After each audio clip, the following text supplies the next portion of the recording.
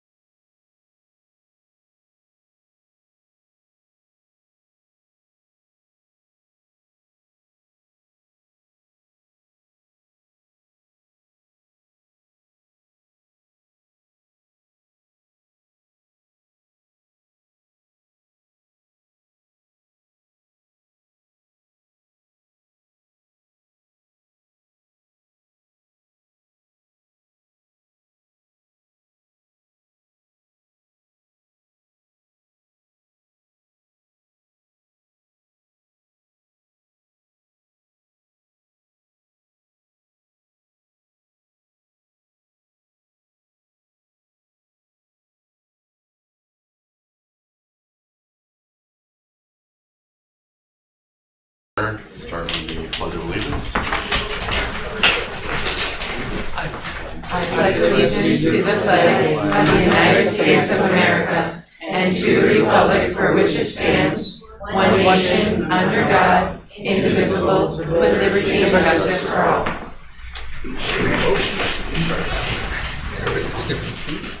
Roll call. Alex Woods, Present. Michaela Conlon View, here. Casey Weiss, Here. Jeanette Simonson, Nick Helsted, Here. Iftikhar Memon, Here. and Caitlin Cunningham. Here.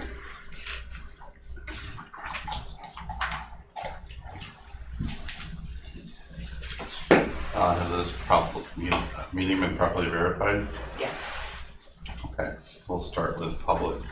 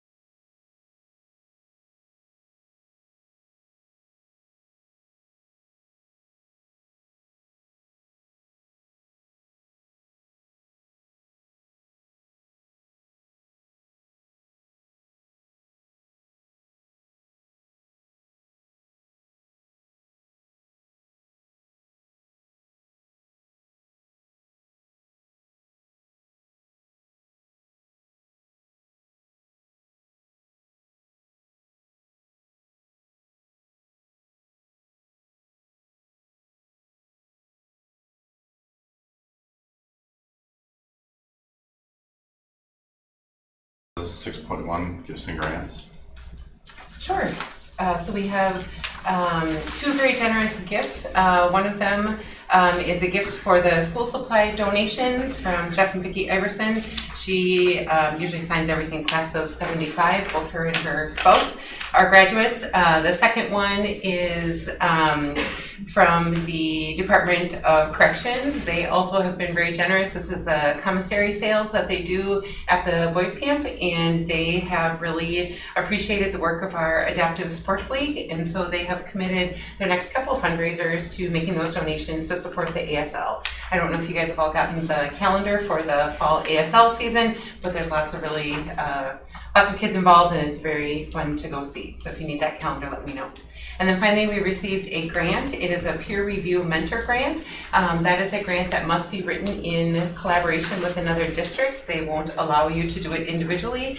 Dr. Sullivan connected with Sparta School District last year, and we were awarded the grant, which allowed us to bring to life a lot of support staff mentoring. If you recall, in the past, we've talked about an increase in turnover of our support staff positions. There's lots and lots of factors involved, but part of it is that when someone is hired mid-year, there's kids every day, and so to be able to take a day out and train and learn all the things that you need before you start is sometimes really challenging. So with this grant, we have written a whole monthly check-in curriculum, if you will, for a building aid mentor to meet with all of the new support staff hired in the building during that month and throughout the year to keep checking in with them on a monthly basis. So we took the teacher mentoring program that's been very, very strong and well appreciated and mirrored a support staff program along with that. And this grant has allowed us the opportunity to be able to compensate those mentors for doing that work.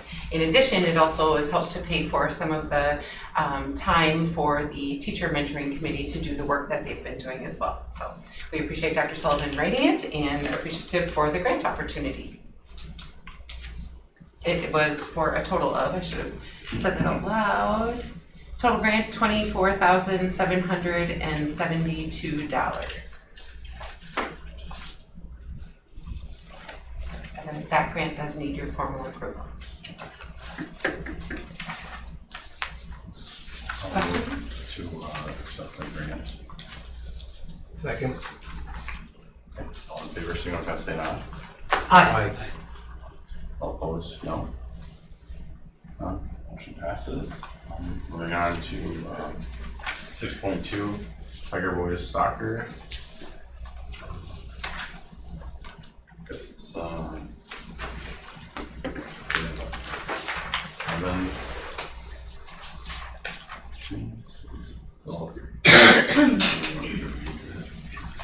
So this was a request to be added to the agenda. Were you? Do we set up or we'll just wait? It's up to the board president how he wants to handle that. I'm sorry. Usually the board discusses during that time, but you can see how you'd like to handle it. So what the decision board made last spring that you supported Andy Osgard and the administrative recommendation was that we needed to have a minimum of 11 players from Black River Falls. I shared with you board policy 373 that talks about co-ops will be I guess we partner in co-ops if it is going to benefit the students enrolled in the school district of Black River Falls. And so we said that 11 players. I know Mr. Osgard communicated that to the coaches. I am very clear the coach communicated that to the players throughout the summer, and there was a lot of time spent during the summer by coach and groups of players. There is still an active middle school group practicing. When we looked at the attendance sheets from the first 2 weeks of practice, there were 7 Black River Falls players that were there with some regularity, most regularity, but not all of the days. And then there were an additional, I think, 9 Melrose Mindoro players, so over half were from out of town. and with a regular attendance. What Mr. Osgard said to me was that the expectations were clearly communicated. If you recall our conversation last spring, the last time that we were concerned about numbers in soccer, we noted that in spring and said if we don't get signups by 15 people, we're not going to be able to move forward with the season. And we had 19 or 20 kids sign up, and at least 6 to 8 of those kids never attended a practice. So they signed up in spring so that the season wasn't canceled, and then they never attended in the fall. And so our hope in doing this, once kids had committed to practice, was at least a more accurate depiction of who was going to go out for the sport as opposed to sign up to try to save it. So those were all conversations that we had this spring. When practices started this fall, AD Andy Osgard reached out to the high school admin and myself, shared the numbers and said that he would recommend closing it down the season, and then further suggested that we allow the middle school program to continue, because if you also recall our conversation, we did not say that we made a decision for a program for the long haul, but based off the numbers that we have right now. It's fantastic to hear about the numbers in the youth. That's fantastic. And 200, but that's spread over a whole bunch of grade levels, right? We need all those grade levels to be more concentrated at one spot at the same time, and so maybe that's coming, and that would be great for those athletes. So we did give Coach, I see the coach in the back row now, we did ask Coach Woldenberg, we paid him a partial contract for tons of summer work and asked him to continue with the middle school for this year.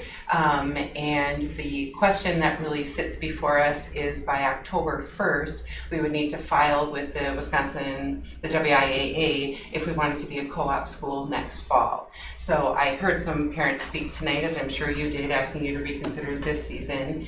I feel like we acted in alignment with the recommendations that you approved last spring, but the idea of next season was not discussed at that time, nor the idea of an October 1st deadline for next season. What was our head count for 25 for this? Like, what did we get from actual students that were going to participate this fall? There were. Coach, do you know that? Sorry, can you repeat the question? So for this fall's 2025, how many students did you have from the high school from Black River that were going to participate in soccer? I can go find the numbers. It's right there. 1, 2, 3, 4, 5, 6, 7, 8. 8 Black River Falls students that attended practice. I feel like I get that. I do feel like the sort of spirit of our decision was that we needed enough players to field a team. And it sounds like we do have enough players to field a team because they've already played 2 games. And so Not this season, they haven't. We did. Oh, We sorry. went out to not play. And so it sounds like there are enough students to field a team, which was again the whole point of the decision, was that there weren't, like if there weren't enough players to field a team. That was my understanding of sort of that's the spirit of our decision. And maybe I'm mistaken in that, but that was at least my understanding. I have the same thing. We were very mindful of the fact that we do have huge participation at the younger levels, so that decision doesn't have to be like a permanent change, but was just based on the current enrollment ability. And we have already notified WIAA that we have terminated our season for this year. So that has happened. I do not know what needs to happen to go back and request a reconsideration. I do not know that process. I've never been in that position before. Yeah, a lot of parents reach out to me regarding this, and today we experienced that.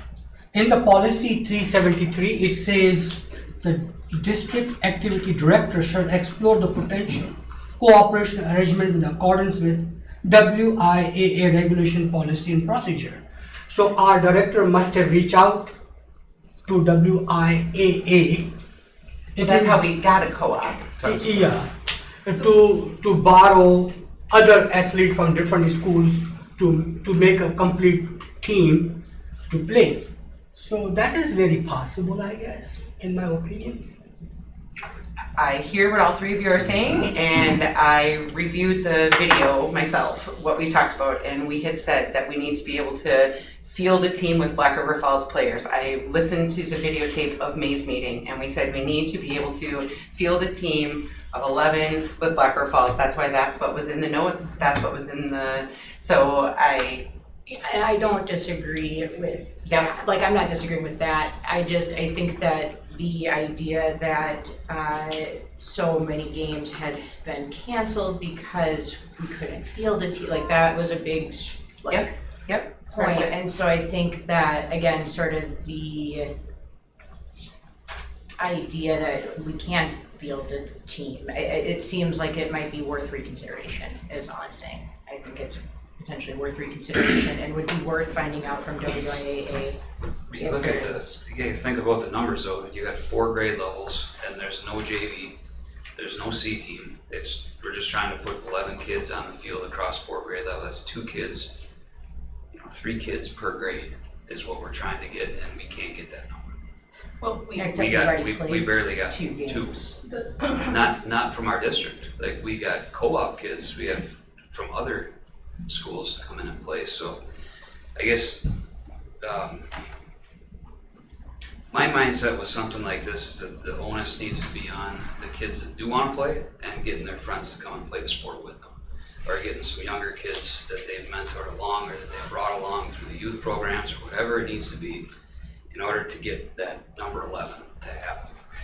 I mean, we were 3 kids short, and by all means, I mean, I would be very frustrated if I was in the shoes of our seniors right now that can't play soccer, that would love to be playing, because they don't have 11 kids from the school district that wanted to play at the high school level. But that's also part of the challenge of being a leader, whether you're gonna be a captain or you're gonna be part of the team, is to find the kids to come and play. Is that exclusive across all of our sports, that every one of our other sports is able to field an entire team with just Black River Falls players? The only one that is not is girls hockey, and there's a separate youth hockey agreement that was signed. It's signed every 2 years, and that document, we are not at, that stipulation is not in that document with youth hockey. So girls hockey, I'm trying to think of the other co-ops. So we co-op for swimming, we co-op for soccer, for both boys and girls hockey. And Nate, I'm looking at you to help me out. Is there another sports co-op?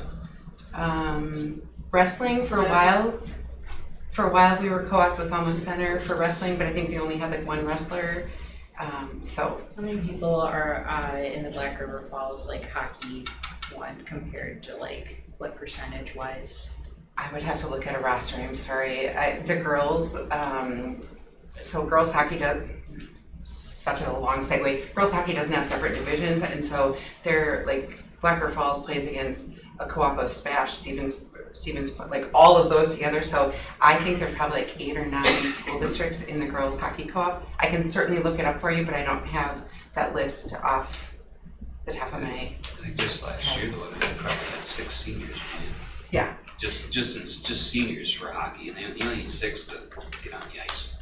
how many did you go to play with at the games? Do we know how many attended? So All of them? I think you have to ask Nick if it's going to be a back and forth dialogue. No, I'm just. You get to decide how we're going to do this, because this was not my agenda item. So you tell me what you're looking for. I have a question before we move on. I don't know if the onus is on the students to find other students to rope in. I think the onus is on us for setting these rules, and I'm willing to own that. I partially feel guilty that we didn't just shoot this down when Shelley first brought it to us. I think if you look back at the tape, everybody on the school board wanted to give the kids a shot. And now kids have bought cleats, kids have posters made, and we're shooting it down. And I feel as a school board, we should have had more backbone to say no in the first place and own it. And I'm sorry for that. It stinks. My second question is, I also was under the understanding that we would, if we couldn't field a team and a couple of people would trick in from Melrose Mindoro, if we have more kids from Melrose Mindoro than from Black River, why aren't they hosting the team? Can Melrose Mindoro field the team and the Black River kids can go there? So you have to decide if this is gonna be in back and forth engagement or. Sorry, I'm just trying to figure out what you want. Genuinely, if there are 9 kids from another school district, the other school district outnumbers our school district, and we've said we can't field a team. So the principal from Melrose Mindoro has told the athletic director that he would prefer that we absolve the co-op because he would like to explore co-ops with other schools. I do not have anything to do with the running of the Melrose Mindoro School District, so I have no idea who has talked to who and who has made what arrangements. I know that their administrator has said to us that they would like to explore co-ops with other schools. But again, I don't have anything to do with the operation of that school district. So then the other thing, and I know this got brought up last meeting, is what this all really comes down to, and I feel this way about football, swimming, picking, is the middle school. If you want a high school team, you need to have a middle school program. We have a lot of kids heading towards the middle school program from the youth program. What I want to know is if this gets shut down, how and when do we restart it? Can we determine, yeah, we're getting floods of kids into the middle school program, we need to get this going quickly. That's my primary concern. And so I would just reshare that we did ask Mr. Wildenberg to keep up the middle school program this year. And so last spring when we talked about it, we said we would look at the numbers and the interest and see if there was people still interested. Some of these students are dual sport athletes. They were playing soccer and running cross country, which that is a choice. That is where there's no rules against that as long as both coaches agree. But some of those kids were dual sport athletes all the way through. So the numbers would have to dictate. And if you recall, we also talked about girls soccer. Right now it's a club, and I think Mrs. Penza, Mrs. Penza, are you with me? Yep. Okay. We talked about girls soccer because you guys said, what are we gonna do with girls? And I believe she said we would monitor for the 2 years, and if we were able to maintain a team, that we would then register with WIA that we wanted to join and be competitive. So that was our answer last time. I would assume our answer would be similar this time. May I address the board since this was my topic I brought up? I'm Katie Lehman. Yep. Okay. So obviously Katie Lehman, and I run the youth program in Melrose Mindoro for the youth soccer. I've done so for the past 5 years. I started at the time of COVID when numbers were way down, of course, and we had to cancel seasons because of the pandemic. I brought it back and stronger than ever, especially considering, we're a town of 500 people. I have managed to grow by 26% from 23 to 24. We had 135 kids actively participating in 23, and then it held steady continuing into 24 and 25. 22, we only had 107. That was that first year coming out of COVID. Prior to that, we were lucky if we could hit in the 80s. It's growing. It is something that the kids and everyone in this community and communities combined have been asking for and wanting for their kids. It's something that I was kind of inspired by you guys for the fact that I was looking forward to it for my own son. He was a freshman on the team this year. And I brought in a whole slew, as you see, of kids from Melrose Mindoro to play. They've been looking forward to this for years. They've always known that there was a co-op here at Black River Falls and wanted to continue to play for Black River Falls together, because whether you want to believe this or not, there is no Tigers, Mustang for soccer. It is one soccer family. They always come together and enjoy playing together as a team and become a whole nother separate family group. So I did have something I wanted to kind of go over with you guys. I was going to present and started off with inspiring excellence. That's a powerful mission statement. But what does that statement actually mean? To inspire means to fill someone with the urge or ability to do or feel something, especially to do creative or effective items.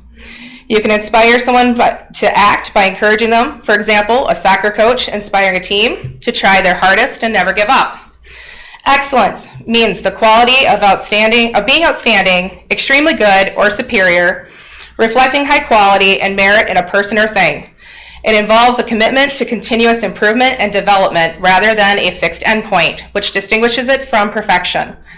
Excellence implies consistently performing beyond what is expected through dedication, developing necessary skills, and having a clear long-term strategy. That's something for you guys. That is your mission statement, is that you want to inspire excellence. I kind of feel like that was thrown to the wayside in this. You had meetings in May and June to discuss what was going to be the future for these kids.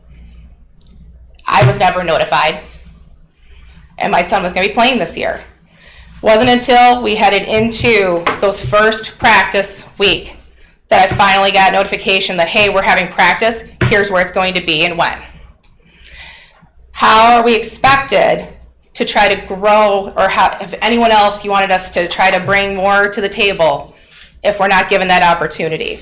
It was also during that first week that wasn't actual school sanctioned. It wasn't part of your true school year. It was that preliminary week to kind of ease into the school year.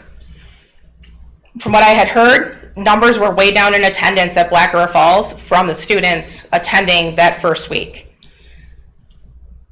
Pretty hard to try to, get other kids, find out, hey, did things maybe change for you over the summer that you want to play soccer if they're not even there attending school?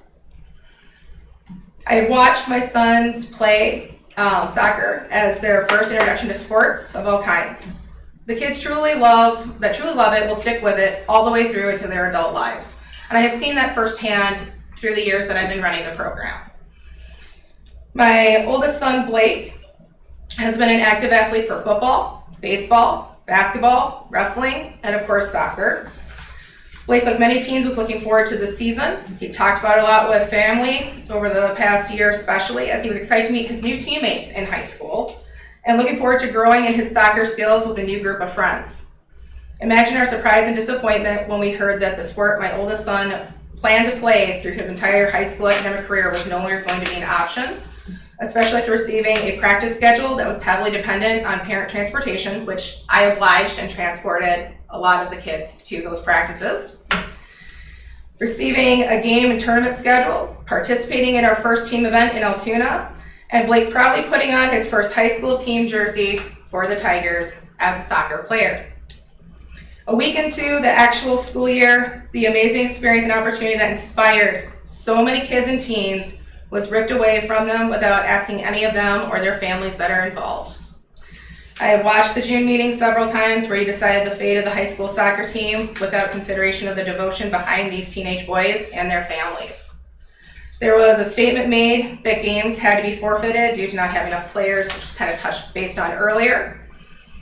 I investigated into this and found that had happened a couple of years ago and was not recent. I would like to share a story with you about the boys' high school soccer team for Aquinas. Back in 2020, their team struggled to have enough players. They went to games with only 8 players on the field. You need 11, but they still went with their 8 players. They never forfeited. They played with who they had at the time and a ton of heart. Fast forward to 2023. Aquinas continued to try to grow through those 3 years, and they did so. And they went with a record of 16, 8, and 2, which included a trip to the state semifinals, where they only lost to the state champions. What an inspiring story of resilience meeting excellence. Who says that we can't do the same? You talked about how a lot of sports are in jeopardy, but you seem to laser focus on this one in particular, and it made me ask why. You stated that we need to have at least 11 players from Black River Falls to keep the team this year, yet you hold no other sport to this standard. Additionally, it was reported to us that there were potential new players that requested to play and get information from office staff, and they were told not to bother to pick a different sport. Instead, they wait for you to reconsider and understand what matters most to them, soccer. You took away what inspired these teenage boys. This doesn't seem to fit your mission statement of inspiring excellence. We were starting off the season strong with our 15 players in our combined co-op. Without any additions from latecomers, and during a time of incredibly low attendance at the school, as I mentioned. Based on information shared between myself and Kristen Hockman, running the youth program in Black River Falls, with hers also growing, there only looks to be a continued increase in the number of teens who are inspired to continue in their beloved sport of soccer. I ask, no, I plead, for you to reconsider your decision on this season and give back to these boys what they are inspired to love and excel at. If you cannot find it in your clear consciousness to give them back this season, make sure to submit what is needed for next year for the WIAA. There will be more disappointed teens entering into the high schools who would rather not participate in anything if they can't play soccer. And of course, that deadline is, as you stated, October 1st of 2025, and that is for that 2026 season. And I really want us all to get back to inspiring excellence. You asked about for Melrose Medoro being an option. I'm sure you know we've had our own issues as well. No one has brought to me either that they're looking at trying to go to a different co-op agreement or with other schools involved. I know that if given the opportunity to still continue with Black River Falls, they would. If it came down to a money issue with the parents that are coming from Melman to play with the Black River Falls players, they would foot the bill. We've always been very devoted to our kids and making sure that they have everything they need and get to where they need to go. So that is the main point of that I want to make, and hope that you guys can actually reconsider your decision for this year. I'm hoping it's not too late. I'm hoping you can actually contact the WIAA and ask them to reinstate. It shouldn't be an option that's completely off the table, but at the very least, get them a season for next year. You have some seniors that'll be wanting to play next year too, that still are looking forward to it. Thanks. I'd like to correct a few things.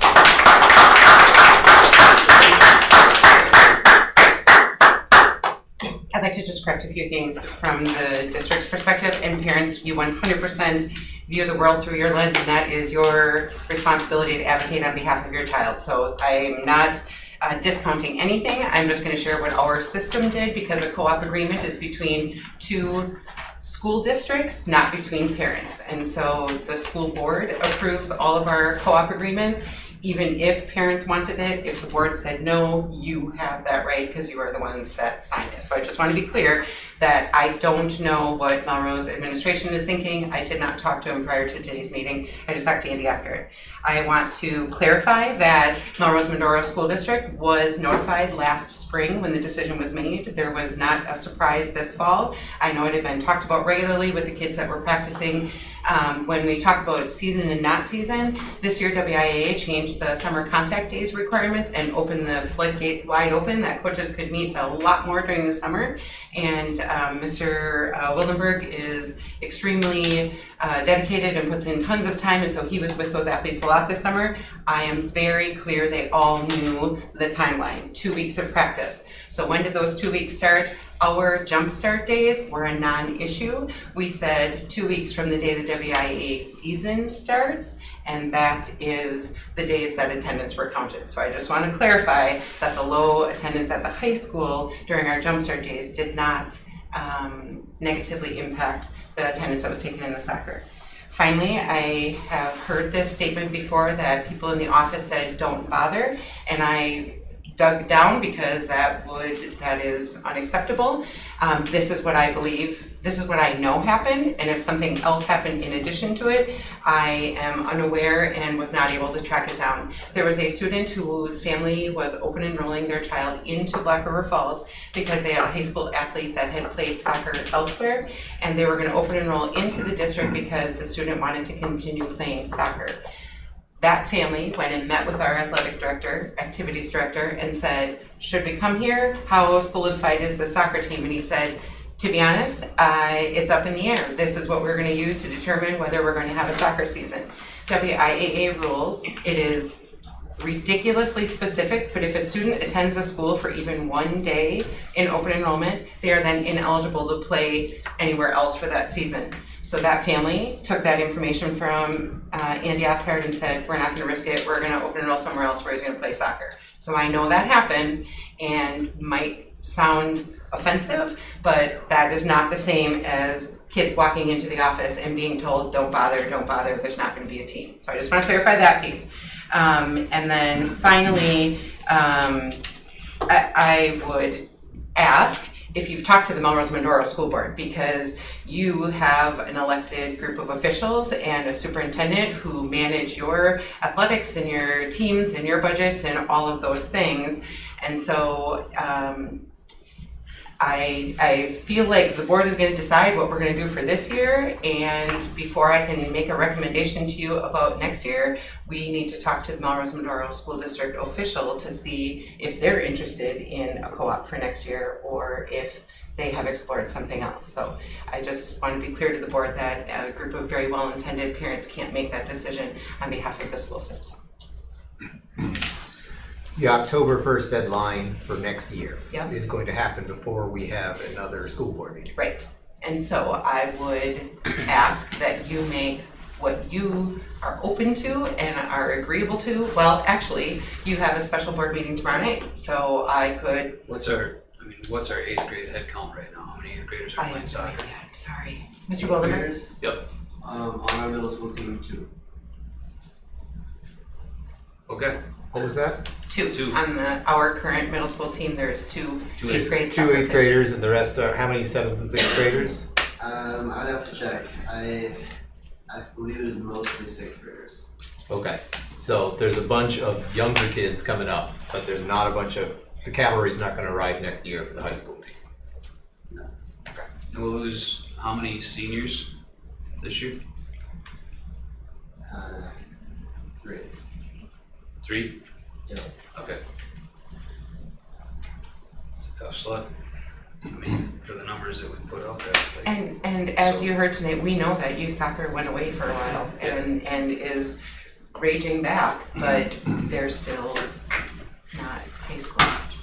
I feel like, as a school board member, you know, I have to look at it from the perspective of all the kids and the impact, like, things have on other things, and, it's not just, like, if, it wouldn't matter what sport it was for me, if they don't have the means to, like, have it go, it doesn't make sense, because I think there's impacts to the rest of the student body and the other places we partner with. So I guess for me, I find it unfortunate because my little one, I coach soccer actually, for the little guys. So I think it's unfortunate that we just, you know, I think COVID probably didn't help kind of get the momentum that group, you know, probably would have liked. May I ask, Shelley, you said a comment about that you guys had already decided in the spring to not have the high school soccer. No, that they decided the parameters that we were going to decide. So at the time, we said so what happened to us the previous year is we said by this day of fall sports sign up, if we don't have 15 players, there will not be a team. And so a bunch of kids from Black River and Melrose signed up, and then they didn't end up playing. And so we went from thinking there was going to be about 20 out to I don't remember the exact number. So, but it was not. There was people that did not come. And so in an attempt to avoid that from happening, to having it look more like real people committed to playing the sport, that's where we came up with the 2 weeks of practice and see who's actually coming and determining. So that was the decision that was made in the spring, that we were going to keep attendance at all practices, but keep attendance for those 2 weeks. So that's what we decided last spring. And I guess I count June as spring, sorry. Okay. There were like 20 players last year. I can show you the signups from last year. I assure you there was a bunch of people that signed up that ended up never attending a practice. I am very confident the 2 athletic directors talked about it and they're like, well, this doesn't work, right? To say we need X number or there's not going to be a team. So that's why we came to the board with we need something different. I don't know the numbers off the top of my head, I'm sorry. Well, I do. I mean, I don't know the number of signups, but I do know there were like 20 some players on the team last year. Okay. Which, and I understand that is not how many we had this year, but we did have enough to have a team. Not sure why Andy recommended to tighten it. This year is not last year. I personally am very sympathetic to the idea that we need more extracurriculars in the high school besides football and cross country. Frankly, I think it should be theater or music or something. Soccer is very track and field and football adjacent in my mind because I'm a nerd.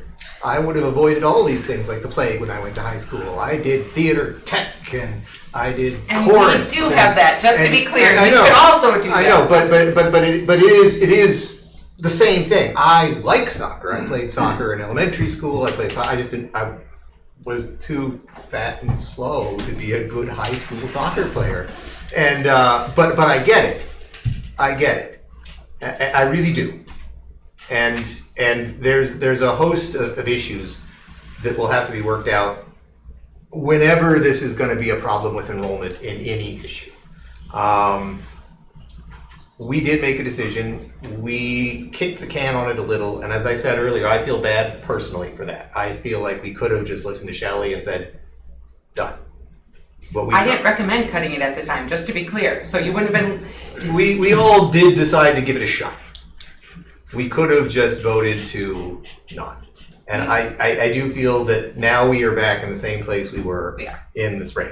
My last question is, what sort of expense? I mean, we're being asked to reconsider.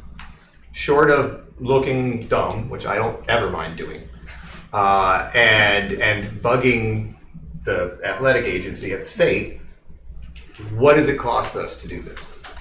So our expenses for soccer would entail field maintenance, which is really offset a great deal because they play on the same field as football. So that is managed better. The practice field, gosh, I really wish Andy was here so I don't misspeak. There's the coach salaries, there's buses for transportation, there's referees for the games, there's somebody help me out, Nate, I keep looking at you. Uniforms they're already bought, so that wouldn't cost us anything from here moving forward. And this is all currently budgeted and approved already? It's in the budget, yes, but the athletic budget goes over every single year because we get more kids out that don't have uniforms that fit. We have equipment, so it's in the athletic budget, and the athletic budget goes in the red every single year. Okay. And so we worked in agreement with Melrose that we were going to start billing for per player, which is what our soccer or our hockey agreement is. Each player gets a dollar amount, so we take all of the costs associated with soccer. Hockey, we add all the ice time rental, all of the fees that we pay for anything hockey related, and we divide it by the number of players on the team, and the co-op teams pay that price per player. There is a written agreement that we were in that spot with Melrose Mindoro for soccer, we just had not done that yet. So we haven't done it yet, so we don't get it per player from Melrose Mindoro this year? We did not charge them this year. And so this would be the first year. It is in writing that we can. We did not yet this year. We could if the season were going to continue. Our school did collect fees from us though too, to play this year for soccer. Sorry to interrupt, but I too had something prepared if I would have the ability to speak as well. That's fine, just like 4 minutes, okay? I'll keep it short. I can skip over the list that's already been mentioned. I'm Anthony Cassidy, high school senior, one of the soccer captains. My fellow captain was supposed to be here, he's sick. I wanted to bring up a lot about my disappointment in the decision to cut the team. I know a lot of the reasons was stated at the June board meeting was it would help strengthen other teams. That I don't believe is true, as no one from our team has yet joined another sports team, either cross country or football. Yeah, I know like a lot of the other sports right now are down as well as soccer is. I mean, we can see that, it's very clear. Football numbers are down, plenty of other sports are, swim numbers. But I believe that cutting the team now, just because its numbers are down, doesn't make sense as they will come back on the rise. This is obviously due to COVID. And just right now, we have enough to play, so I really don't see the point in cutting it if it's just going to be brought back in a few years. Soccer monetarily is fairly cheap compared to some of the other sports, so it's not saving the school district a ton of money. And it really doesn't seem to me like it makes sense why this decision was made to cut a team when it is probably just going to need to be brought back. Whereas then we're going to have to pay for new equipment if this stuff that we currently have gets kind of lost, misplaced, out of shape.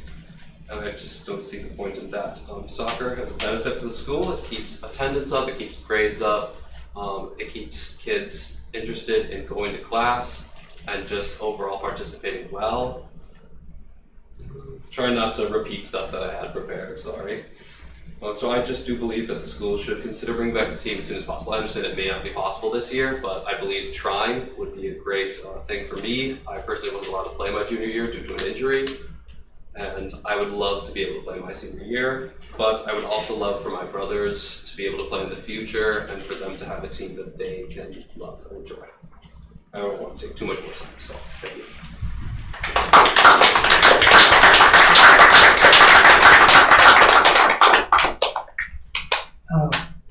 I have a few points to make after listening a lot of good discussions. In high school, we have almost slightly over 400 children, middle school over 300 children, altogether 700. In my opinion, we failed to inspire them to be football players. Recently, 2-3 months ago, this is irrelevant, 2-3 months ago, under 15 Pakistan soccer team went to Finland and Sweden, beat both of them 3 consecutive games. They're champions. But the incentive is too high, we inspire them. It's all about inspiring. So I would say we reinstate the whole program back into the game. And let's inspire the students to join soccer game. In 1982, I was in 8th grade. There was an essay to write the cheapest game in the world. That was soccer. Only one ball, that's it. No gadgets and nothing. So I would say it is the cheapest game and very entertaining. Let's reinstate it. Would you like to make a motion? I would like to make a motion to reinstate the soccer back into the game. I'll second that. Thanks. Okay. Can I ask for some clarification before we get to a vote? Yeah, To let's ask to reinstate, is that what you're? Like, is it- yes, They gotta go I- back to like- WIA and see if they can even do it. Yeah, That's if possible. I guess I would like to add to your motion some, if you're, in my mind, if we're gonna do it, we should do it right. And if Melrose has more than half the team, that they should, foot the bill for their share. And I don't know, if Elma Center or Blair Taylor has soccer teams. They don't. So if you're gonna do it, why wouldn't you invite them to do the co-op too? So soccer has a lot more divisions, and so the coach is always consulted before we jump into a co-op. And so I respect what you're saying, but for hockey, you can keep adding other schools, and it doesn't impact the division that you have to play against. You don't want them to be Division I, they're out of the shooters. So I'm just gonna say, if we grab a high school that has 300 students and we get one soccer player from it, we're adding an enrollment of 300 for one athlete, and then the team is gonna move up in divisions. Maybe people don't care about being competitive, I but don't know. I'm just saying that is a factor that would need to be considered. If you add, didn't think about it that way, but not that that's the right way or the wrong way, I don't know. But, so what we currently do is we ask the head coach of the sport if they are interested in adding another school, because again, our policy talks about it has to be beneficial to Black River Falls. So if that's gonna mean that we add another bunch of schools that we are now playing against great big massive schools, perhaps that coach should get a voice in that.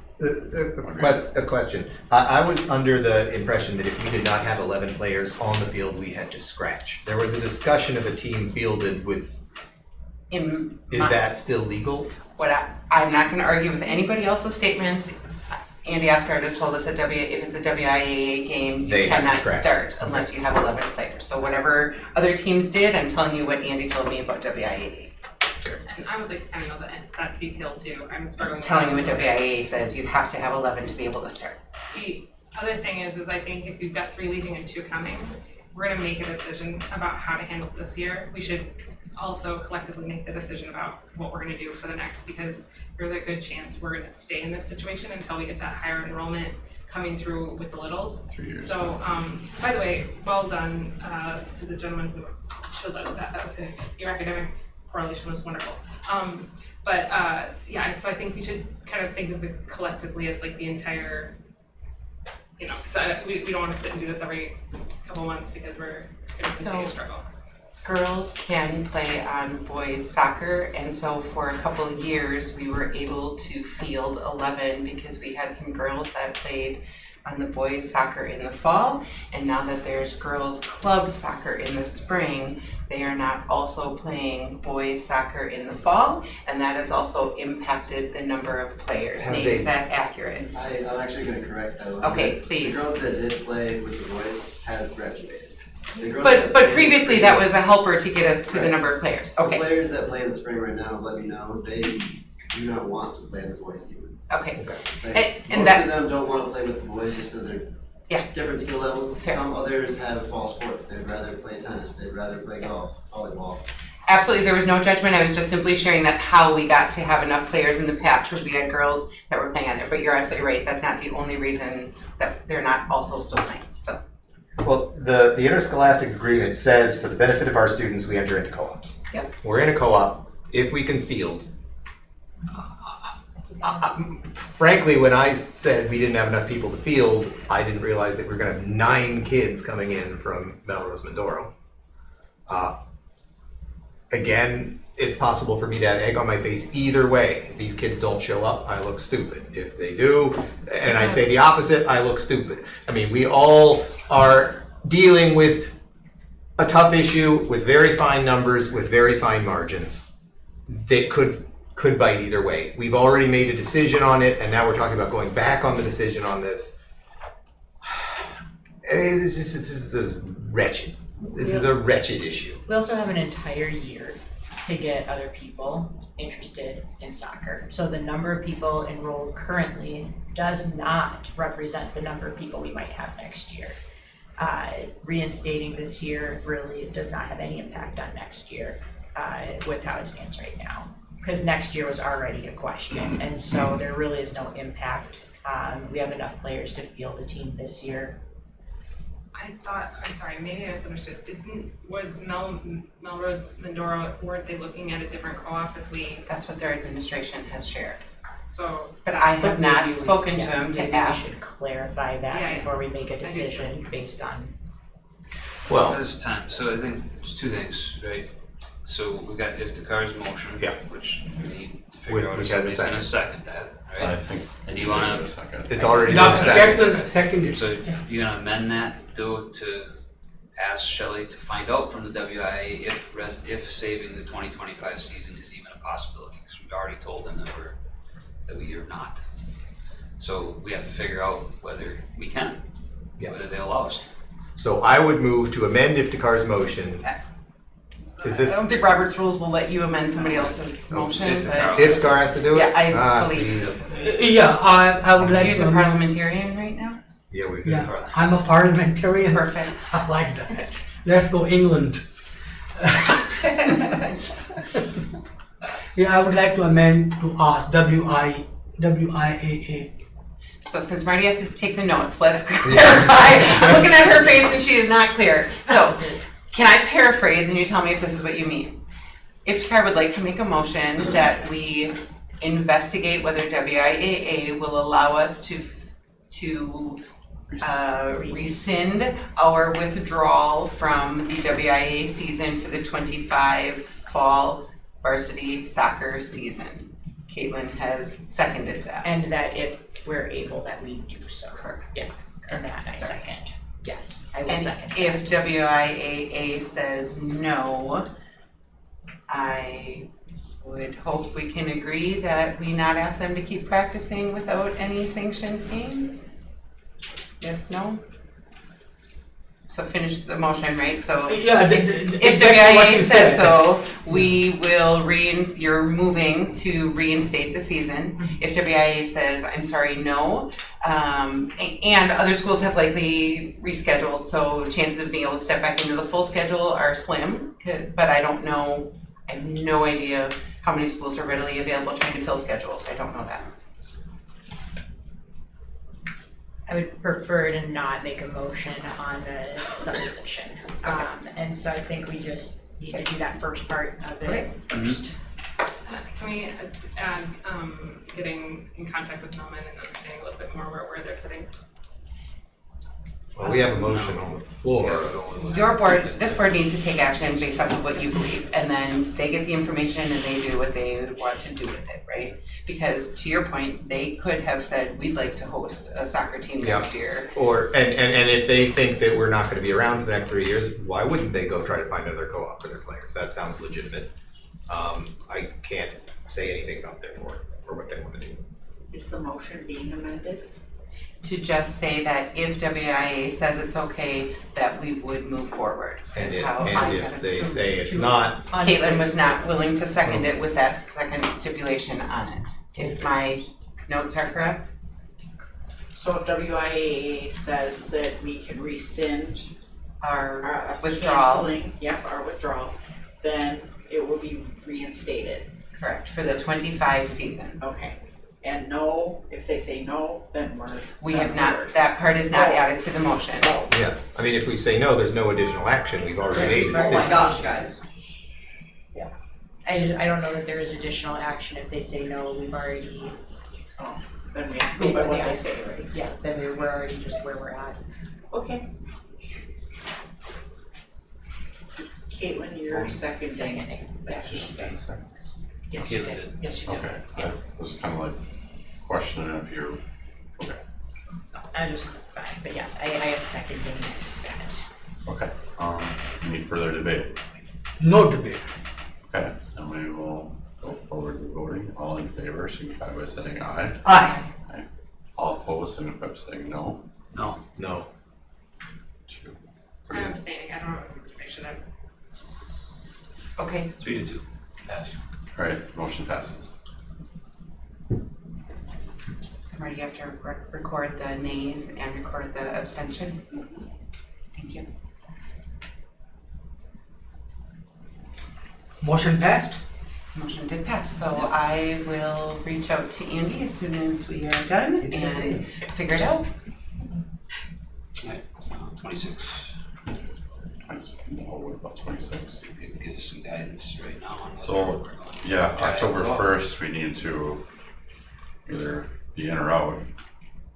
It's coming up rather soon.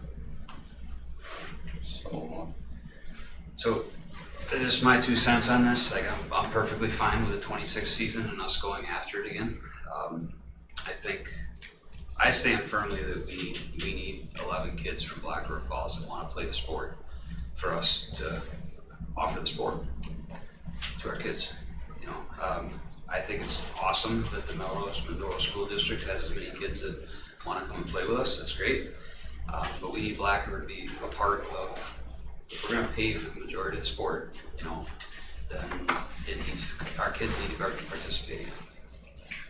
So, I mean, all we have to do right now is say that, hey, we're gonna try to have a co-op in 26. And I'm firmly for allowing us to try to have a co-op again in 26. But I feel like we need to have 11 kids, which that's something that can be talked about next spring when we're seeing what the enrollment numbers look like at that time. I agree. Just my opinion. I liked the original guidelines for this, I voted for them. Yeah. It was clear this I wish was we not. would have got it. I mean, I wish we had 11 kids right now, guys. Yeah. That would be awesome if we did, but we only have 8. Next year, I'm worried we'll only have 7. And even 15, if you get 2 that are sick and 3 that are hurt, you're done. Yeah. So, I'm wondering if it wouldn't be a bad idea to create some policy, not just for the soccer, but for how we're handling these situations across the board. It feels very like flimsy to me to do this kind of like case by case like situation, and I want you guys to play, I promise I do. My daughter's soccer, so but I do think that before we're faced with another team or another sport or you know this next year coming up, that we kind of create some sort of something we can hang our hat on so that it's the expectations are universal. And I think it should be focused on the middle school. We can see what's coming down the pike. We know it's gotta be in middle school. And in middle school, at least when I remember it, it was a lot easier to play a lot of these sports. And like I did wrestling in middle school. By the time I got to high school, I was not a high school wrestler. You know, I enjoyed it in middle school, that was fun. Then I had to make weight. It goes into Alex as a student, aren't we? No, I mean, you've seen me already. You can figure this one out. But if we don't have a middle school program, why are we even talking about high school programs? So we should be able to see this stuff coming based on middle school numbers. So if we're going to come up with a policy based on expected, you know, high school participation, we got to look to the middle school. And if we want to boost it, whether it be football or soccer or swimming or adding field hockey, whatever the heck we want to do. I like field hockey. Field hockey. That's good. It has to happen in the middle school. And that's just my take. I agree on both counts, and also would challenge the board to think about our dollars being finite and how many kids get to pick of all the choices in the world, right? Because what if there's a group of people that are super passionate about the game of lacrosse? How many kids would we have to have before we'd start that, right? Like that was the process that Kim had talked about with the girls soccer, that show us for 2 years that you've got the numbers, and then we'll transition that into a sport, which so Andy talked to us about swimming. Right now, we've got the majority of the co-op from Black River Falls. Next year, we're gonna have one swimmer. So should the district invest financially in a varsity sport when we have one competitor?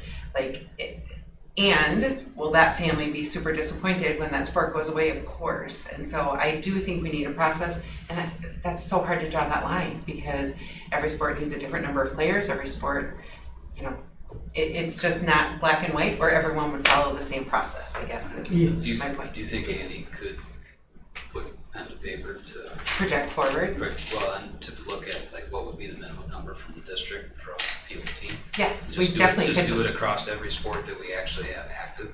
Definitely can. Like I think if we did that, that probably defines what you're looking for. Yeah. But then common sense comes in, so 5 hockey players, but you are never going to a game with 4 hockey players, so I don't know. Yep, we can certainly do that. In wrestling, it's kind of more of an individual sport, not a team sport, which. Whatever you can pay a coach and travel and, right? I mean, it really Yeah. becomes financial at some point. 9 players in soccer, then you're kind of letting the rest of your teammates down, so it's different, but kind of the same, you know? Yeah. So a list of all of the athletics, all of our WIAAs and our co-ops, and the minimum needed to compete in each of those is what you are asking for. Is this something that you want to talk about in October or something you want to put off for a while? But I feel it's the fall sports that are the most challenged right now. Yeah. So I think if we talked about it December or January timeframe, would probably be plenty early enough to help give some guidance on what's gonna happen to those athletes in the fall. Okay. So. Do we need a motion to approve the attempt to field the soccer team next year? Yeah, I think we do. We need to, yes. I will motion to basically do what we did this year again. Hope it sticks next time. But give the soccer team a chance to field the team next year. Yeah, I'll second that, Mark. So fill out the co-op, offer our side of the co-op agreement to the Melrose Medora School District. On the condition and let that we them- can get 11 Black River Falls players, which we're nowhere near. We will get it. Okay. And if, honestly, as an aside, if we know that there's gonna be 11 kids coming in from the co-op, it'd sure be nice to know that in advance. Change it over. If we want to. I second it. Second. So stick with 11, you're saying? Well, we're saying that We're saying we'll try again We're gonna next try to have a 2016. So we'll Right. file for the October 1st. filing Right, deadline. so it'd be the same as stipulated, I guess, from last spring. So I don't think we have to decide that right now necessarily, but Alex. it's just a filer, you're saying, that's the motion? Can I clarify, are you motioning that we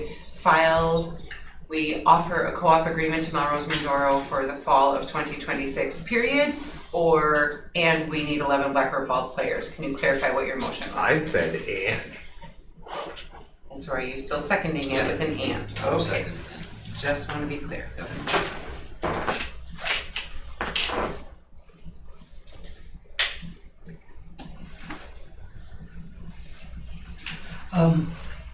Okay, Bring it to vote. voting, And more comment if you need. Any more comment? no comment. Okay, we'll proceed to vote then. All in favor, signify by saying aye. Aye. Opposed, say no. No. Motion passes. Caitlin, you were moved. I did, sorry. Okay, I believe that is, I have one question for Shirley. We don't offer, he was talking about it, field hockey. No. Field hockey. But I bet we would be top of the division if we Yeah, did. So. but I would like to mention about field hockey. Pakistan is the 4-time world champion. I did not, I need to pay more attention. We to don't have the cricket Olympics. either. 4-time world champion. They beat Australia, America, Sweden, Why do you Holland, think he England. picked it? He knew that. He picked field hockey because he knew that. We're gonna have. But it is a very expensive game. As this young gentleman says, soccer is cheap. Field hockey is expensive. You have to buy hockey, shin guard, knee guard, shoes. You have to give whole bank balance to be prepared. alright, let's all down now. Let's get back on track. So I believe the Tiger boys soccer team, that's a, So I'm gonna get on it first thing tomorrow morning, and we'll be communicating. We are gonna communicate with the Melrose Mindoro School District, not with families, just to be clear, and they will communicate out from there. And of course, our high school will communicate out with our families. Okay. alright, I believe we're moving on then to 6.3. Correct? Yes. Alright, annual meeting agenda. These are the powers of the annual meeting, or the powers of the electorate as granted by state statute. This is that meeting that is not a meeting of the school board, but it is an annual meeting. Anyone who lives within the boundaries of the school district of Black River Falls is considered an elector and has a vote at that meeting. So this is the powers that the electorate has to vote on. So Thanks for your help, Nate, I appreciate it. Make a motion to accept this as written. I'll second. Okay, we have a second, any further debate? Seeing none, we'll proceed to a vote. All in favor, signify by saying aye. Aye. All opposed, signify by saying no. Motion passes. Alright, moving on to annual operating resolution update 6.4. That was just a quick one because this does need board clerk's signature. We wanted to bring it back to you with the updated. We took Mr. Wilhelm out as the Title VI and put Dr. Sullivan back in. So the rest of them you approved, just wanted you to formally approve with that change from last month. We need a motion for that. I'll make a motion to approve the resolution.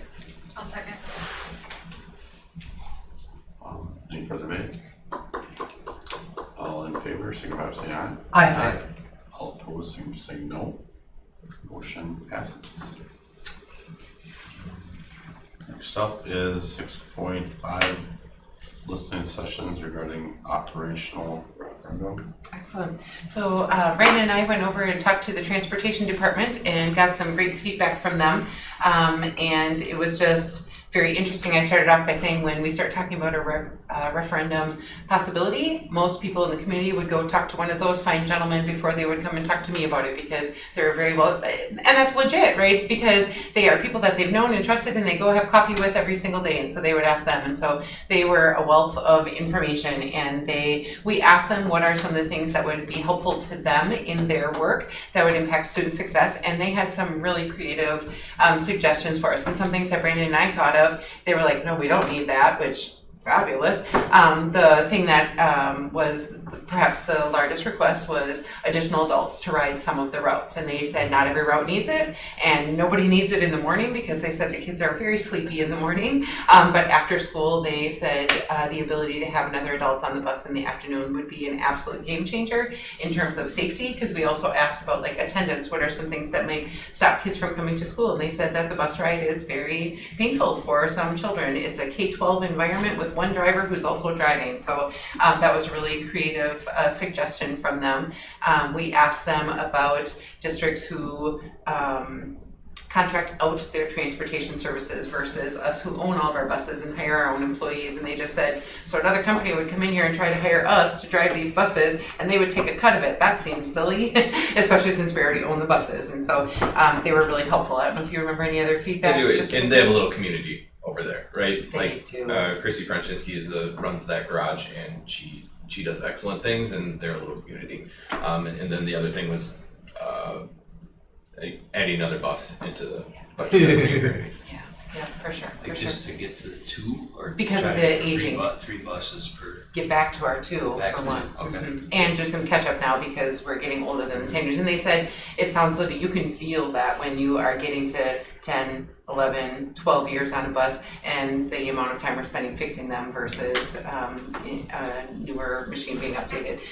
They also just made a comment that that opening day staff meeting when everyone was together, how as soon as they heard the word referendum, one of them was like, and then she goes, and then doggone it, by the time you were done talking, I was like, yeah, gas does cost a lot more. Yeah, our utilities do cost a lot more. Yeah, and she's like, I do want to raise our health insurance hat. So she really wanted to not like the conversation, but then was very quickly able to talk about fixed expenses have all gone up significantly, and our funding has not increased at a commensurate rate. And so lots of good discussion. I do have 2 a.m. and 2 p.m. sessions scheduled for in the buildings.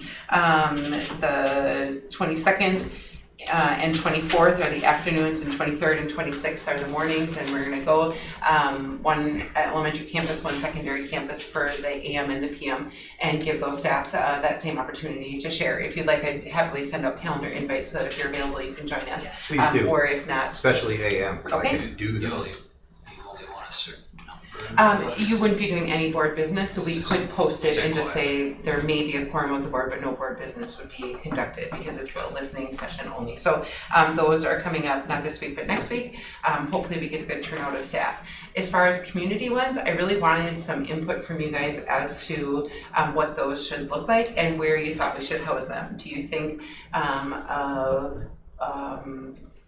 do you want it to be the full board and you are available for any narrative conversation? Do you want us to ask similar questions? What are the levers that are gonna impact achievement for your child? What would you like to, with the staff, I started with some education about referendums in general, our spending in comparison to our neighbors on that first opening day, and now I'm circling back asking them questions.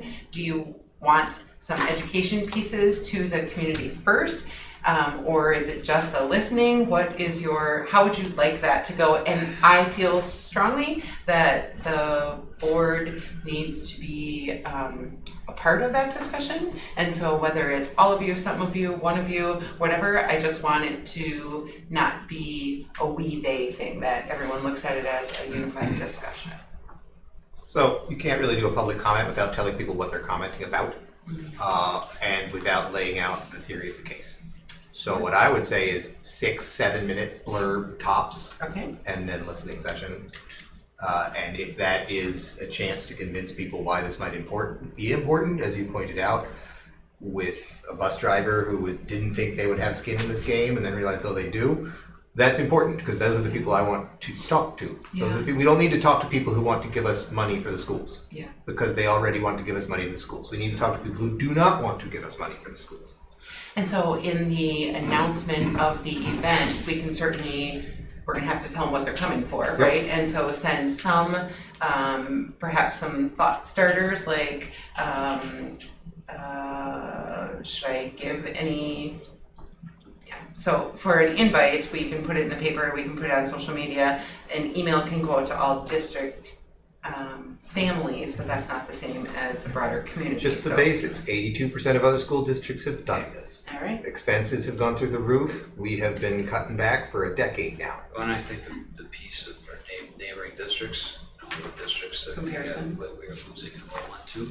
Okay. Kids are open enrolling out, what they're paying per pupil, dollars per pupil. I think that would be good for our community to see so that they can understand, like, we can continue to get the back end or we can do something about it. Okay. So, I guess, like, for people to be in favor of it, I think they need to know where it's going. yeah, What's how going on it's in gonna be sport. spent. Know if it's, That might be hard to give them right now. This You know, time is they're- about listening and getting their ideas. Next time we go back, Next time's absolutely, here's what we would propose spending it on. But again, the buses are a good example of this. You spend money to save money. We have our own bus pool. If we contract that out, do we save money or do we end up just giving them a cut? Yeah. I mentioned like buying food. If parents are buying the food, we might as well give the school a little more to you buy the food a lot cheaper. Like there's a lot of ways that we can spend money to save money. And frankly, that's a win-win for everybody. And I think that that's a very good selling angle, but it's also a good angle, like that helps everybody, so. Okay. Where should we host them?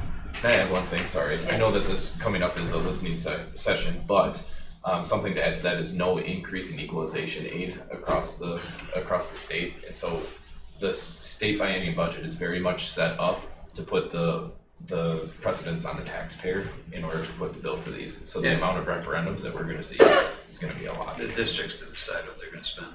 I might also add some of the,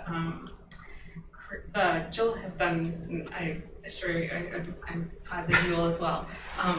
I didn't understand the logistics of some of our levy and I think that might be a really good thing to introduce. Are you speaking of the defeasance that we have some borrowing room without it impacting? Yeah, so I think that for me was like, oh, okay, like we're playing in, we do have, options that other districts just didn't take advantage of, and I think if that's still falling short, that's something to think about, that we have gotten really creative.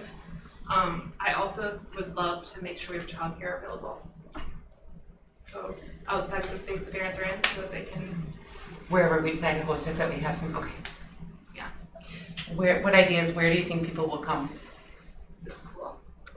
Okay, I think some will, but do we want to try other locations, I guess is what I'm wondering. Do we think it's, The VFW hall is a classic, but it's small.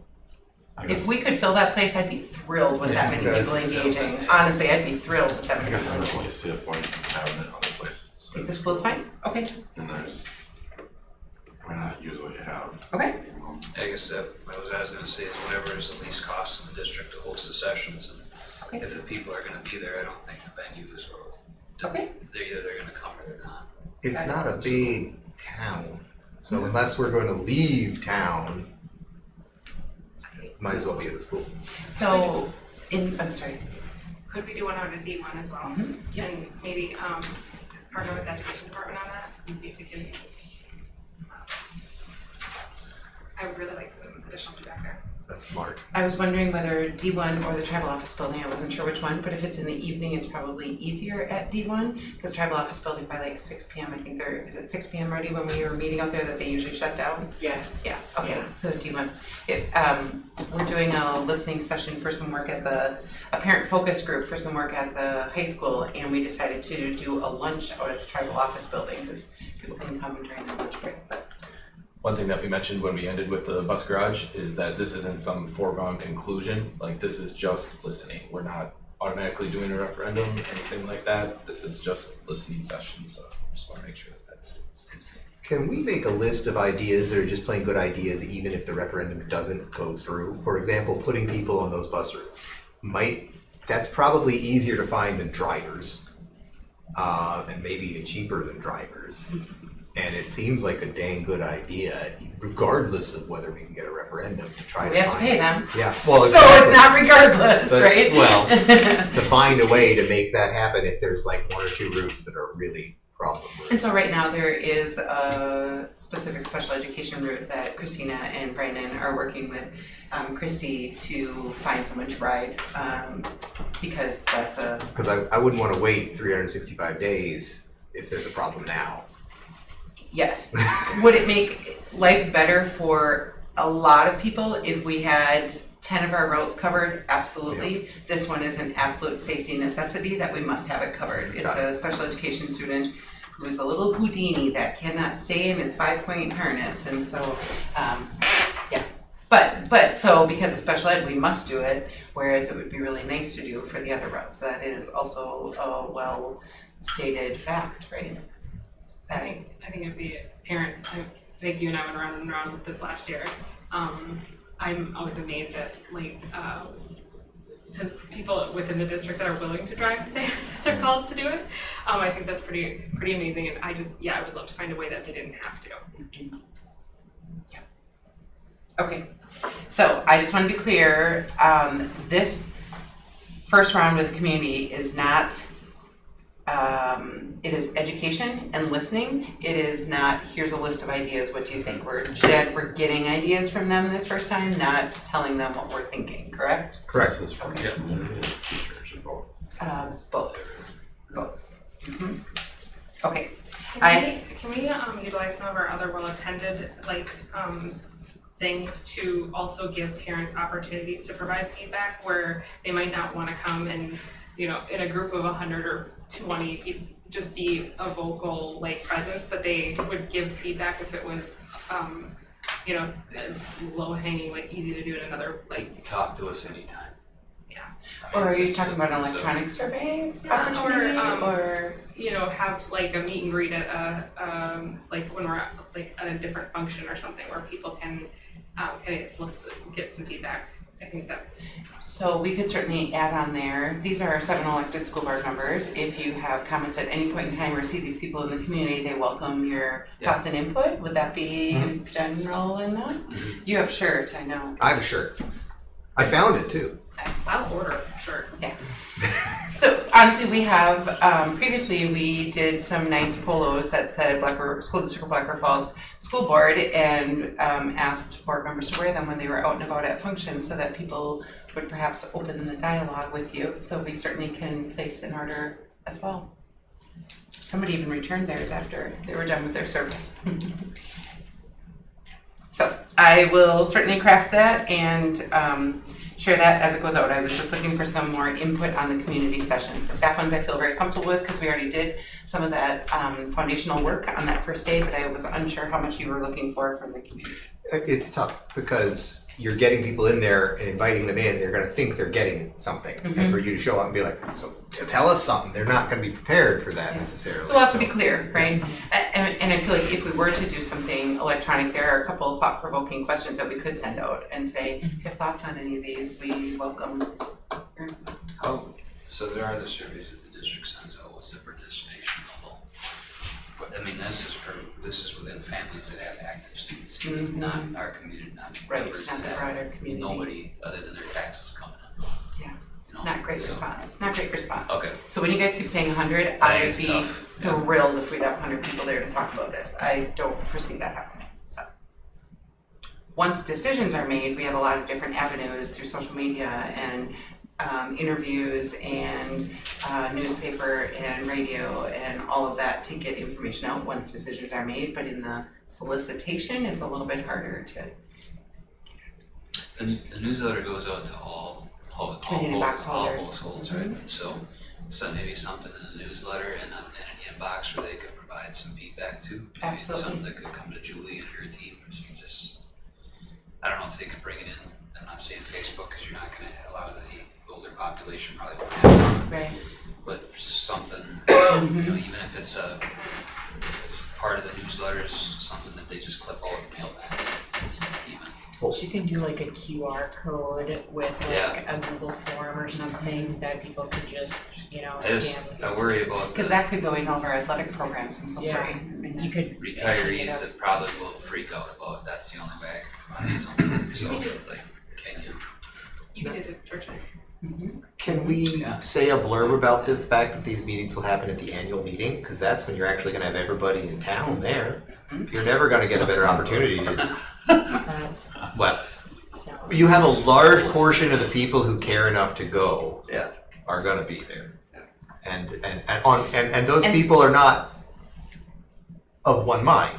That is a group with very different opinions on things, that's who we need to talk And to, so my comments to the electorate were going to be some of that foundational work, some of that education on frequency of referendums and why and blah, blah, blah. So that was going to be some of my comments there. Okay, thank you for that direction, I appreciate it. Alright, we're now moving to 6.68, social media engagement plans. They're having a hard time hearing you. Hard time hearing. 6-6. 6-6. Yes. Engagement. Goals here. No. As I shared in my notes, there are many school districts who have guidelines posted. It is something simple that when you go to somebody's social media site, when you go to the About page, it will talk about what type of public forum it is, what the guidelines are. To be honest, when we posted our welcoming our new staff, there were some community members that just made some comments that were super rude to a brand new staff member that we're trying to welcome into the community. And I don't think, I read the comment, it was not even, it was nothing personal about that person, but it was rude. And we don't have the means right now to turn off anybody's comment or to delete anyone's comment. So I started talking to Julie Tiegans, and she's like, there's a whole bunch of districts around us who have a policy already in place. And I said, give me examples. So Sparta, Toma, Neelsville, in our athletic conference, Viroqua, Westby, West Salem, that was just to name a few. And by simply posting this, when there is a comment about on one of our posts that is bullying, harassing, anything like that, we can just go and hide that comment and the conversation stops. And so I don't know if you've ever experienced that on social media, that somebody will make a comment and then it just feeds more and more and more comments that are really far from the topic.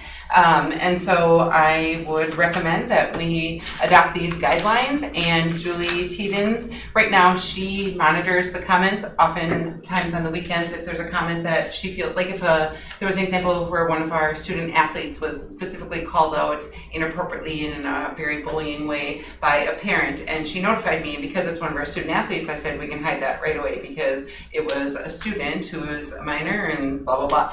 But that same comment about a staff member, we didn't have the legal standing to hide it. If the board is agreeable, we could then stop that kind of negativity on our social media from festering. So would something like this eventually build into a board policy? It could, but the guidelines, I guess if you approve them, it becomes like policy, right? It's just really, we want you to know that we would be hiding those comments. Someone's gonna be mad about it. For sure. And then their comments will get hidden. Does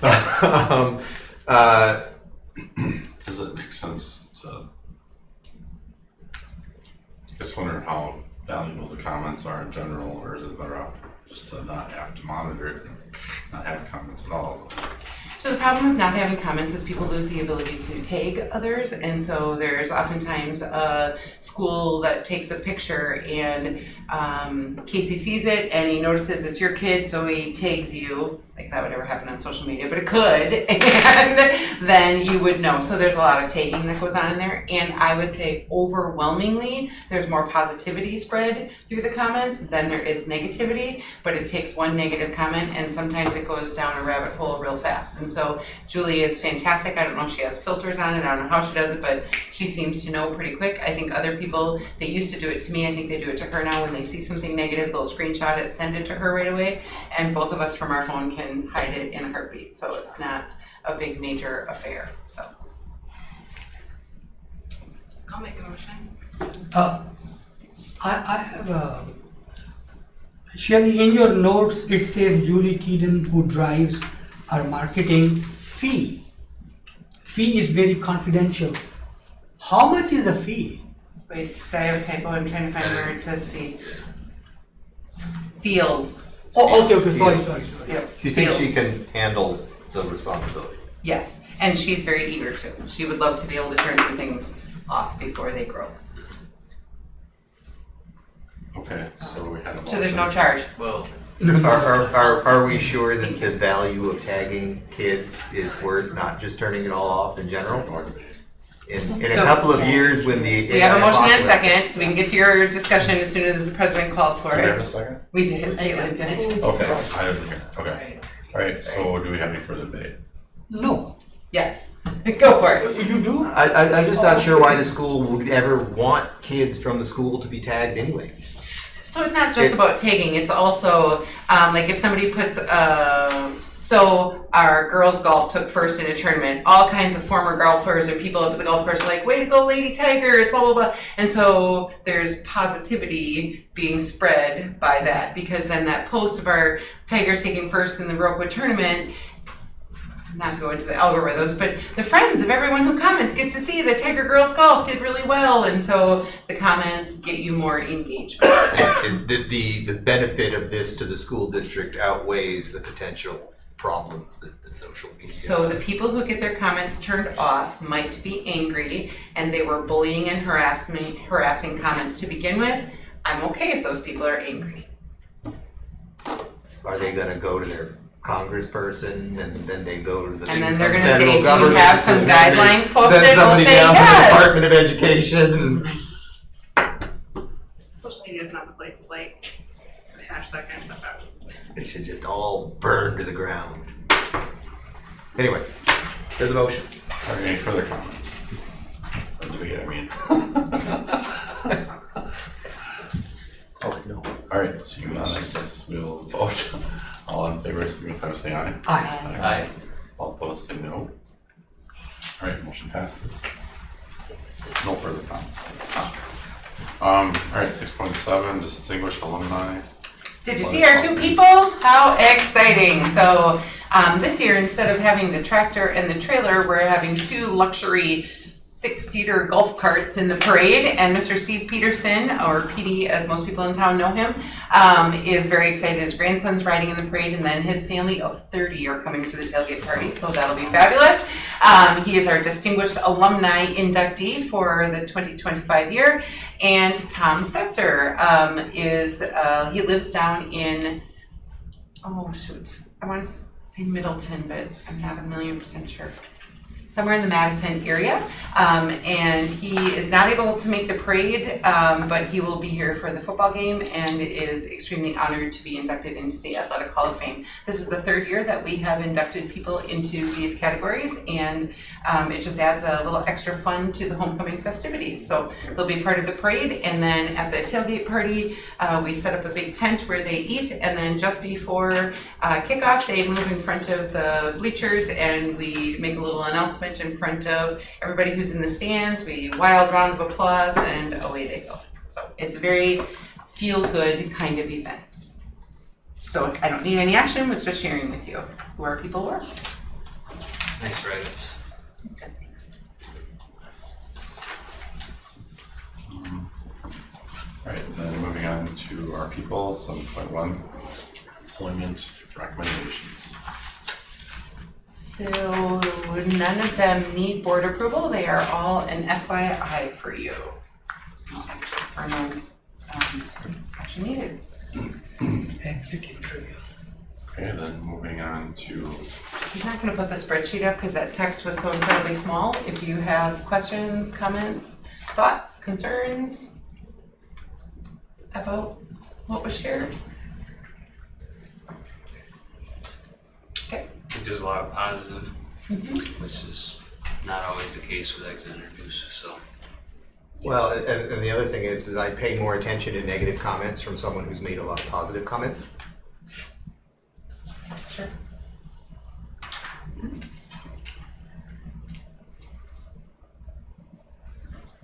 okay. Student success. I'm going to 8.1. Student Success Report, MOU with Ocho Nation, Professional Development. So there's a PowerPoint that goes with this. Sorry. And but just in general, there's a lot of information in these slides, and I'm not gonna, I wasn't planning on reading them to you, but it might be dependent on Yep. those slides. Do you see it in there, 8.1 or no? It's not in the Google Drive. Go to the other.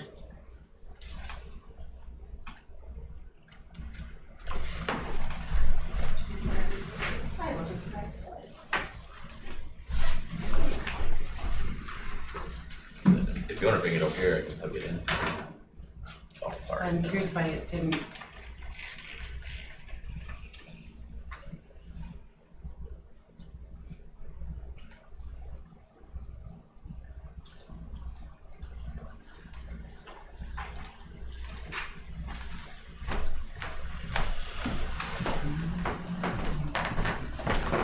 Okay, babe.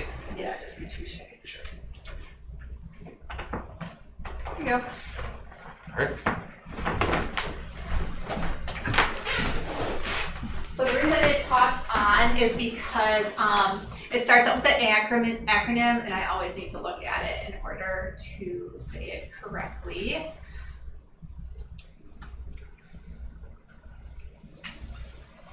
And so what I'm going to be talking about is professional development that our school counselors have been working on for a long period of time. We have a timeline in here that explains the work. But in short, we've talked a little bit about the Stronger Connections Grant, and through the Stronger Connections Grant, our school counselors are really looking to partner do some work and really understanding best practices in school counseling and mental health through an Indigenous perspective. And through that process, we learned about SAMHSA, which is the Substance Abuse and Mental Health Service Administration, and specifically the Tribal Training and Technical Assistance Center.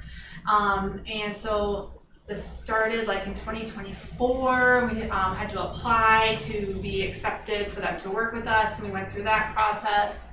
And then we have been meeting with them for them to come in and do this work with our school counselors and with our professional staff. So on the next slide, this is just everything that I just said basically, but probably a lot more succinctly. And then on the next slide, this is just the training that day on October 30th. We will have all of our teachers and support staff in the London Center, and I would like to invite all of you to attend with us as well. And then from the rest of the day, they'll be working specifically with our people services teams more in-depthly. And then on the next slide, this is just more information about what the Tribal Training and Technical Assistance Center is, and specifically some information about their strategic cultural framework, which is on the next slide. It's a really just a positive look, a framework for this work. And so this is more background information that I thought could be useful to this group. And then on the next slide, this is that framework, the sense of hope that they use as the framework for all of their training.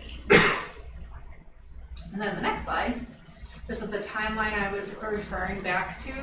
We started November of 2024, like I said, and then we met with that center. We had to go through this application process. In July and August, we started working with the Ho-Chunk Nation Education Department, and we've invited social services, and hopefully we'll get some members from that department as well. We've had all these planning sessions, and it was important to engage in that planning with the Ho-Chunk Nation as well. We are continuing in 2 weeks with planning, and we plan on meeting every 2 weeks until that professional development in October, on the 30th. And on that next slide, this is roughly where we are. Because there's more planning to come, this may not be exactly how it plans out, but these are kind of the big ideas of what we're thinking about for this training. So session 1 being that whole group with everybody, and session 2 with that smaller people services staff team, and any members of the education department who would like to attend with us. Just see there's some final notes that are related to this. So it was important to SAMHSA or the group that we're working with, so that we give back to our local community. And so they'll be purchasing products from Native American artisans, and lucky participants will win some of those for participating in the training that day. And we're also working on other elements for the Ho-Chunk Nation, someone who to give the welcome, or maybe possibly our drummers at the high school promote Ho-Chunk. So there are just other ideas that are kind of percolating about this work. Any questions? Can we get calendar invites for that? Can we start doing that? Did you hear that? Can you Calendar Yes, invites? please. Can we start doing that as a standard practice for things that would be pertinent for us, even if we can't make them, but at least keep them on the radar? Yes, and I just am worried about the posting of all those items. If you guys are gonna be disciplined and either accept it or decline it, so that I know if there's a quorum there, I would have to post that meeting. Because like a professional development day, I would never post it as a board meeting, but if there's gonna be a quorum there, there needs to be a posting that says, there may be a quorum of the board gathered, but they will not be conducting any school business, so, if you guys can agree to either accept it or decline it, if you can't make it, then we most certainly can do that. I think it's a challenge with Google is it doesn't tell you what you did Oh, after you've done it? after you've done it. So when you go It into your still looks calendar like- and look at it, you don't see how you responded?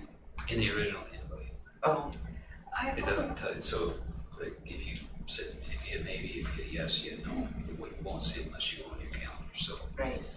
Okay. Which is different than Outlook. Oh, gotcha. And I don't work in that world, but the rest of the businesses are, Yes. so.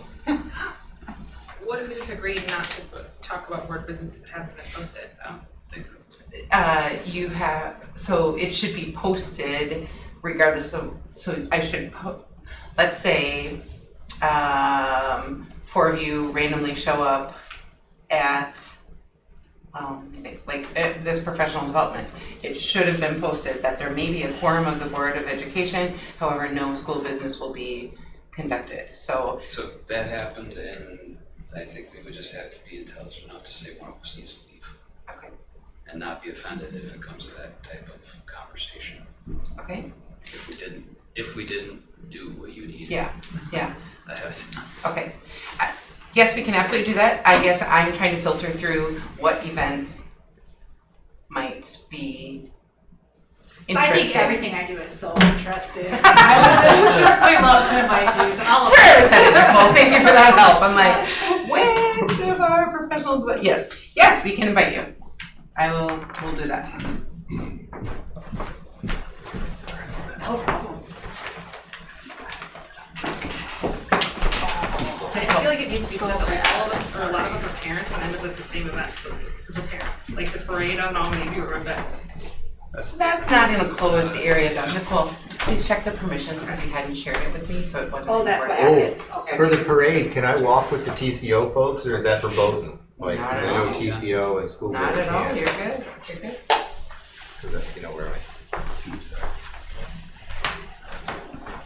And the whole quorum is not a problem until somebody makes it a problem, right? So you can't predict what things people are gonna poke at, so I would prefer to always be as correct as possible in those dealings.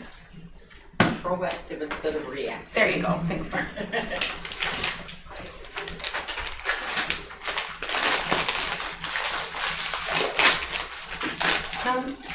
The seclusion and restraint report is up, but I'm not seeing that either in my copies.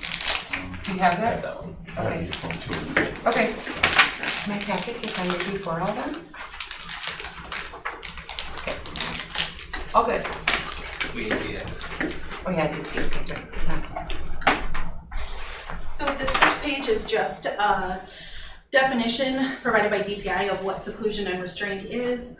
I will let you guys read that, and if there's any questions on that, let me know. And then the next couple pages are what we're going to talk about. So the past couple years are, you can see our trends there overall. The first row is on restraints only. The second row is on seclusions only. The third row is for a student who in one situation was both restrained and secluded.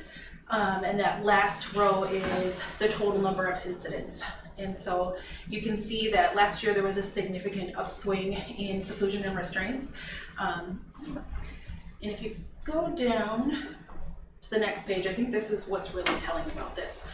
I'd like to highlight that those last couple of rows, one student was 92 of those, and just a little bit of the story with a couple of these students. He was a student that came to us and was not identified with a special need. We went through the process. He ended up being identified as a student with a disability. He needed additional supports. We layered those in. We always work from the least restrictive setting into a more restrictive setting to find what that student actually needs. And we found that that student needed to be in a private educational facility and is now experiencing tons of success. And so I want to say about 67 of those seclusion and restraints were before he was identified with a disability. The second student was also a similar situation. 41 of those are with one student, and then you can see the numbers that 3 students had 10 to 15 seclusion and restraints, 6 had 2 to 6, and 9 students only had 1 seclusion or restraint incident. Of those numbers, you can see up above, 17 of the students who were experiencing seclusion or restraint were students with IEPs, and 3 were regular education students. And those asterisks on the students with IEPs, I put that student who was identified, those students who were identified during the school year in that number. Something else maybe that would be helpful to know as a board member is that a student with a disability, the second time that they are secluded or restrained, Wisconsin recently developed a law within the past 5 years, I want to say, that says that after the second instance of seclusion or restraint, the IEP team must reconvene and talk about what's going on. Are there situations in the school or supports that would be beneficial to the student so that we can try to avoid a seclusion or restraint?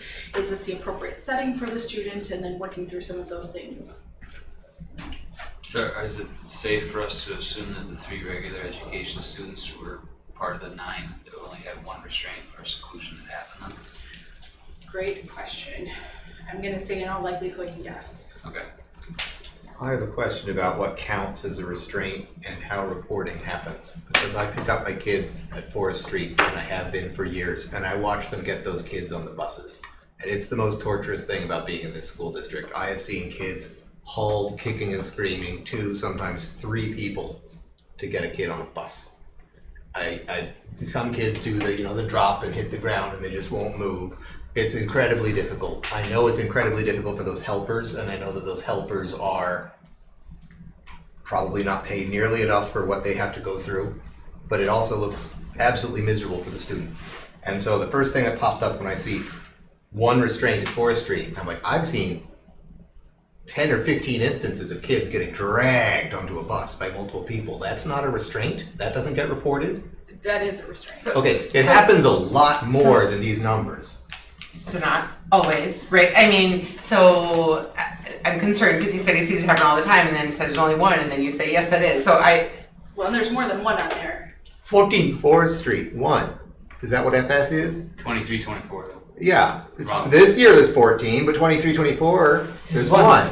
And so I don't know if every time a student is assisted on the bus, that's considered a restraint. When I think of a restraint, it is more a student is going to harm himself or others, and staff step in to immobilize that student. So that is not the case when they're escorting a student to the bus. I feel terribly if it really looks like dragging. I would ask Christina her thoughts on what it looks like from Because there's her a lens. line of parents at the top of that hill. There's a big grassy hill, there's all the buses, there's the shorter buses, and those kids usually come out early. Yeah. They've usually got a bunch of helpers, and it's not every time. Yeah. But if you're there every day, every year, you've seen some things. Yeah. And I'm not even saying that this is not appropriate or is appropriate. I'm not in the position on that hill to know. But I do know that these numbers do not represent what I, as a bystander, before I was on school board, before I was involved with anything, would say were restraining events happening with those kids. And so, Brandon, would you go back up to the definitions and let's look at what it says for restraint. Physical restraint means a restriction that immobilizes or reduces the ability of a student to freely move his or her torso, arms, legs, or head. It may only be used when a student's behavior presents a clear, present, and imminent risk to the physical safety of the student or others, and it is least restrictive intervention feasible. So if we're really using the definition of restraint, you are immobilizing a student, you're restraining them from going somewhere. So if a student was going to dart out in front of moving traffic, we 100% would restrain them immediately, right? I need to investigate more what it's looking like at Forest Street. I don't know, I haven't seen what you have seen, I've not stood up on that hill, but to me, that is not a restraint because we are not trying to immobilize a student, we're trying to get a student to comply, and so I don't know what that would be called. I really haven't seen it. So I just want to be clear, restraint is not dragging a kid to the bus, that is not a restraint. And bus transitions are Pardon me? very easy. Transitions, you're probably seeing a lot of them because of that transition in the afternoon are not sleepy and they're Well, the transition. I'm not saying that you didn't see a ton of them, I'm just saying like. Yeah, and I'm not saying it wasn't needed or appropriate or that they weren't trained. I'm not saying anything negative about that, but I'm saying that this definition legally is being met, and I've seen it met a lot more than these numbers say. And I would testify under oath to that. And now I don't know, but I'm serious. Like, no, this is something that really concerns me because it's heartbreaking. Okay. And I've seen it a lot. And I don't have numbers. I haven't kept a log. Okay. And they're not my kids. I don't know who they are. I don't even have my kids don't even take the bus. But I've sat up there a lot. I've seen every kid that drops their bag, drops their umbrella. So I've seen all the things that happen up there on that hill, as have many other parents. And if there's any of them watching, I'm sure they would be able to attest to the same thing. It happens. And I'm not negating it happens, I'm simply saying that is not the legal definition of what a seclusion and restraint is. Baloney. But they can't freely move their arms. They can't freely move their legs. They're being dragged by multiple people to the bus. So I'm willing to talk about this, but if you're going to tell me that I can't read that legal definition. That's not what I'm saying. That's not what I'm saying. I'm saying when we talk about seclusion and restraint, we are talking about when you go through the nonviolent crisis intervention training, restraint is meant to be something that protects that student from harming themselves or harming others in imminent danger. So I am not saying it's not that. I'm saying that is not what nonviolent crisis intervention training would tell us why we would use a restraint. Correct. Then it's being used inappropriately and it's being underreported, and there's a problem. I heard you, and I will do some investigating into what's happening at the buses at Forest Street. This is the first time that I have ever heard anything about this problem. So I 100% will do some investigating with Melanie and with Christina. I just wanted to be clear that that is not counted in these restraint numbers, is all I was trying to point out. Thanks. Any other questions, comments? Yeah, I think it's obvious there's been more documentation of it. So the frequency increased with just the two students. You got the two students that count for 130 of those, so it's significant, obviously. So every time, would you talk about the reporting to parents? Yeah. Yeah, so every single time a student is secluded or restrained, we have to complete a lengthy report on that situation, what happened leading up to that situation, what was the imminent danger that necessitated a seclusion or restraint, how long was the student restrained, how long was the student secluded, what was the outcome of that, and so all these questions get reported every single time that there is a seclusion or restraint. And the parent is part of that conversation.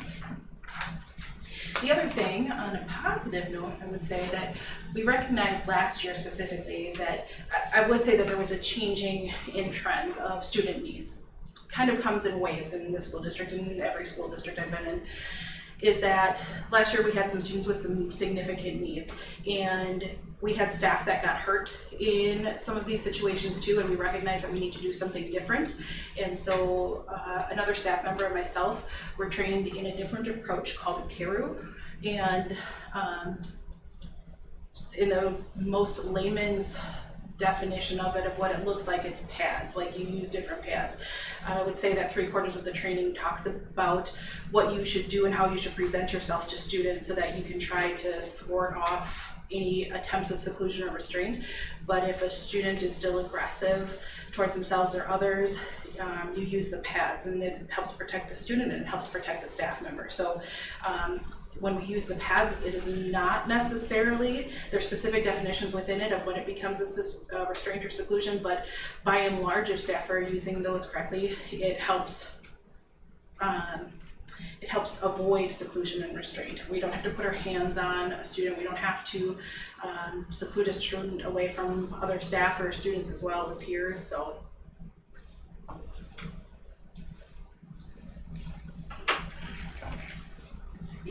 Thank you. Thank you. Thanks, Melanie.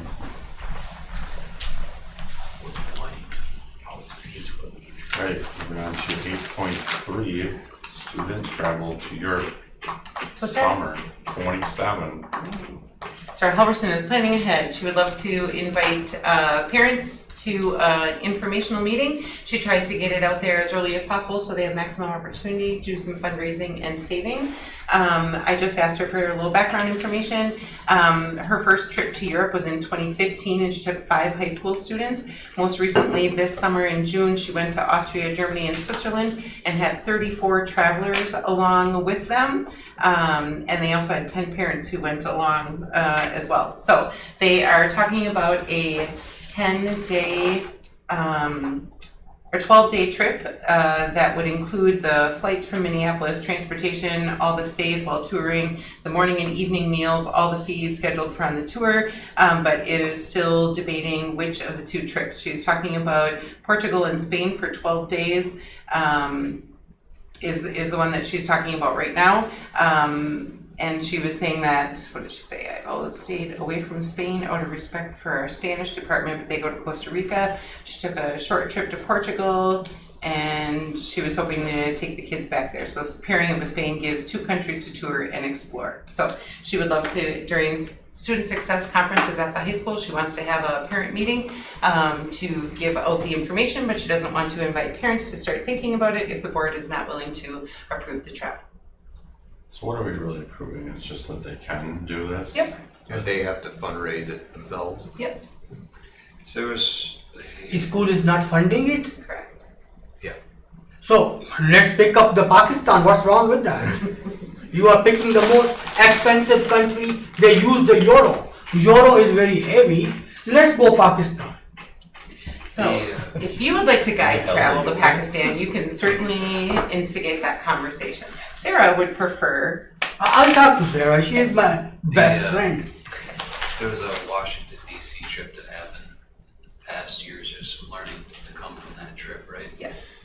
I mean, our leaders that are going to take this on, I mean, how much background do they have and what happened there? What are they doing differently to not have those type of events happen? Sure. Significant difference is 8th graders, middle school, 7th and 8th graders versus high school kids. She has traveled, like she said, she's probably taken 5-6 trips and has had 0 issues such as that. This past year, she had 10 adults, 10 parents that decided to travel along, and that certainly impacts the behaviors as well. So, and she just made the comment that the itinerary is so jam-packed, there is very little time for a lot of shenanigans, and she said that they really, that's with EF. They've been doing it. I took an EF tour in high school. Like, they've been doing this for 1,000 years. Educational tours, and she said that they really try to get the most bang for the buck for the kids, so they hightail it around lots of miles each day. So, with your approval, she would like to invite parents to start fundraising. I motion to approve. Second. Okay, I have a motion and a second. Any Who further- seconded? Me. Me over there. Any further debate? Seeing none, we'll proceed to vote. All There's a lot of, I mean, the only thing I'd say is there's a lot of weird stuff going on in the world. So I think we need to be very cognizant of where kids are going, how we're gonna keep them safe. Yeah, they are going Europe, not going Iran. So, still. And So that's, I mean, EF, their larger contract talks about the travel safety warnings that would come into play in reimbursements and all that stuff. So they have a standard that we don't even have to make that decision. They will draw the line if something outrageous happens between now and 2027. So is there like if a kid has so many disciplinary things through the question, a year that they would be like eligible? Mrs. Penza? How's that work? Do you know if there is a behavioral stipulation on the travel? Like if a student has had too many behavioral write-ups at school, are they ineligible to participate in the travel? They're not ineligible. Sarah has conversations with the family and them, but it's not an automatic. Okay. Say like 40 majors or something, you know, and Yeah, we would probably steer clear, but. in their office every other day. Then you can teach us what you like. Are there any scholarships available for They do a lot of fundraising and Okay, Sarah so will help, like figure out the fundraising. Okay. Okay. Any further debate? No. Seeing none, we'll vote. All in favor, signify by saying aye. Aye. All opposed, say nay. No nays. Motion passes. Thanks. Alright, moving on to the O9, monthly expenditures. Take it away. Any questions on the monthly expenditures? No.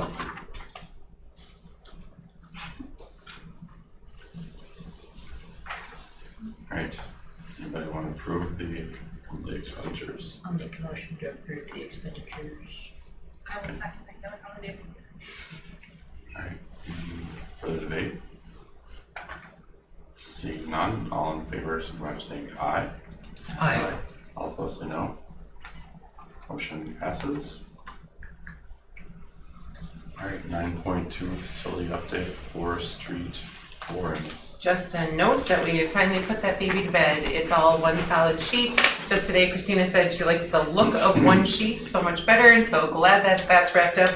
Honestly, the whole idea of that flooring was that even the squares were supposed to look like one monolithic sheet, so we're glad we finally got there is the moral of the story, and Makos did a great job of really hammering to get out of the way before teachers needed to be in, but the building is finally chapter closed, so only 2 years after it was supposed to be done. See that tomorrow. Yes, you sure will. 2? It's longer. It sure feels, well, the referendum was longer than that, but then 2 years since the Okay. vandalism. Okay, I was thinking it was more, anyways, that's great. 10.1, meeting minutes from last month. I'll make a motion to approve the meeting minutes as written. I'll second that. All in favor of approving minutes? Aye. Aye. All opposed? Motion passes. 10.2, district administrator's report. A few quick things. First of all, the board doesn't have a policy on class sizes, but what we do is we have some guidelines that are recommended. Our enrollment is, we never know who's moving in and all at what grade levels. I wanted you to be aware that both the 4K and the third grade are at or above what we agreed was our enrollment guideline. What we're waiting for this Friday is a third Friday count when all of our enrollment gets finalized for funding and such, and we need to see the net result across the district, because does it just mean we have more 4K and more third grade, but perhaps some of the other grade levels are down. But I wanted you to know that in third grade, gosh, help me with the number of sections, 3 or 4 of the 5 are already over the amount, or are all 5 over? All 5. All 5 are over. So we agreed that 20 was going to be our number, and all 5 of those sections are over by 2 to 3 students. There are some students in third grade that are, their IEP, their special education plan, dictates that they don't spend much time in that gen ed classroom, that they're in a special education classroom for the bulk of the day, and so that offsets a little bit.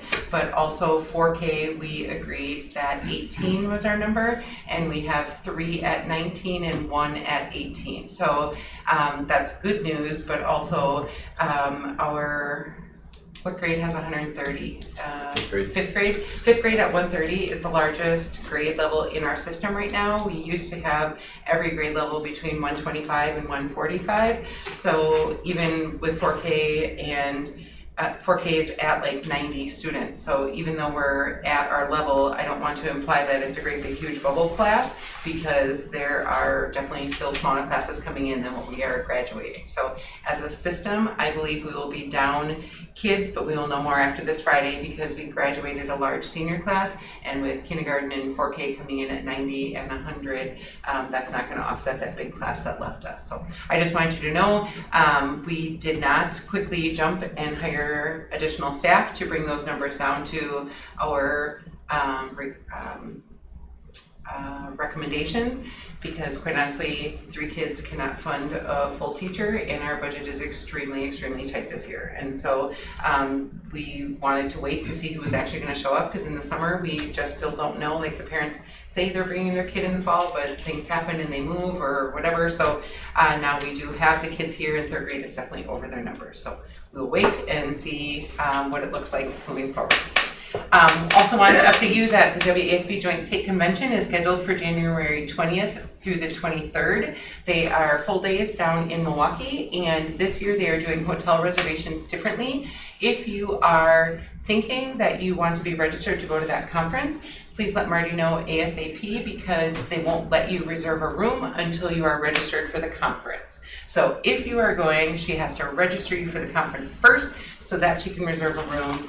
In the past, districts would go grab like 8 rooms in case people wanted to go, and then other people couldn't get in, and at the last minute they would all cancel their room, and then rooms were empty and people were walking from far away. So if you're even remotely thinking about going to Milwaukee for January 20th through the 23rd, please let Marty know soon. Otherwise, you're going to be hoofing it from a long way, and it's Milwaukee in January, Super Bowl. October 9th is the WASB regional meeting. It's in Onalaska. This board has in the past, I've reserved a vehicle and we drive down together. They usually have a topic of learning, and then there's a dinner and a presentation. If anybody is interested, again, Marty can get us signed up. At that meeting, Michaela will actually, if she goes, if she's not there, her name will be called off. Michaela will be recognized for reaching level 1 in WASB educational work. And so October 9th that is, and I'm happy to take a group, or you can drive yourself if you don't trust my driving, but Marty needs to get you registered. And I say that because some people would prefer to drive themselves as opposed to ride with me. It's okay. But that's happening October 9th. Finally, today was the first day of Blast, and Brandon's going to give you a little update on the after-school programming. Yeah, so I'll start with the tough news first. A couple of months ago, or maybe a month ago, we talked about the federal funding levels and how they were paused, and then they came, and the 21st Century Grant, which is our Blast, was fully funded. Later on, there was some that was taken away where they don't know if they're going to be fully funded, and so what they told everybody with a 21st Century grant is they're reducing funding by 13%. So what that means for us is $130,000 to fund our after-school program down to $113,000. So that's the tough part. The good news is that today was the first day of Blast. The cafeteria was full. There was 157 students in attendance, which is about 60 more than the average daily attendance from last year. So think about that. The funding decrease, the students increase is going to make for some challenges down the road. I went over there and visited right at the end of Blast to see how they were doing, if anybody needed a hug or how that was going. They said it was tough. Overall, it was good, but it was inside recess. It started raining at like 2:55, and so on the very first day of Blast, they had inside recess, and so they had to put them all in the cafeteria and try and corral them. So other than that, it went really well. They were happy with their checked-in system. Some of the older kids are typing in numbers rather than click of a mouse for every student that walks by. So there's some kinks to work out, but it's looking pretty good. As a reminder to the board, you made the decision to use some of our Fund 80 community service levy to supplement the 21st Century Grant. And we had that available this year because the Child Care Center didn't open until June, and so that window existed. Remember that at our annual meeting this October is when you'll have to make the decision if you want to utilize Fund 80 levy for the coming year to supplement any of that blast programming. So that is an annual decision that you will make, as well as the Child Care Center. So just wanted to remind you of that. That's it. Thank you for that. Do the staff need the hugs more than the kids with indoor recess? Oh, it was just the kids were fine. How many hugs did you give out? Just one, and she didn't really want it. So. Perfect. Alright, moving on then. 10.4 conference workshop attendance. I just listed a couple of them, a couple opportunities. Okay. Yes, 10.5, schoolwork, activities, Can I ask, homecoming, I guess. are we staying at the hotel that was under renovation last year for the state conference?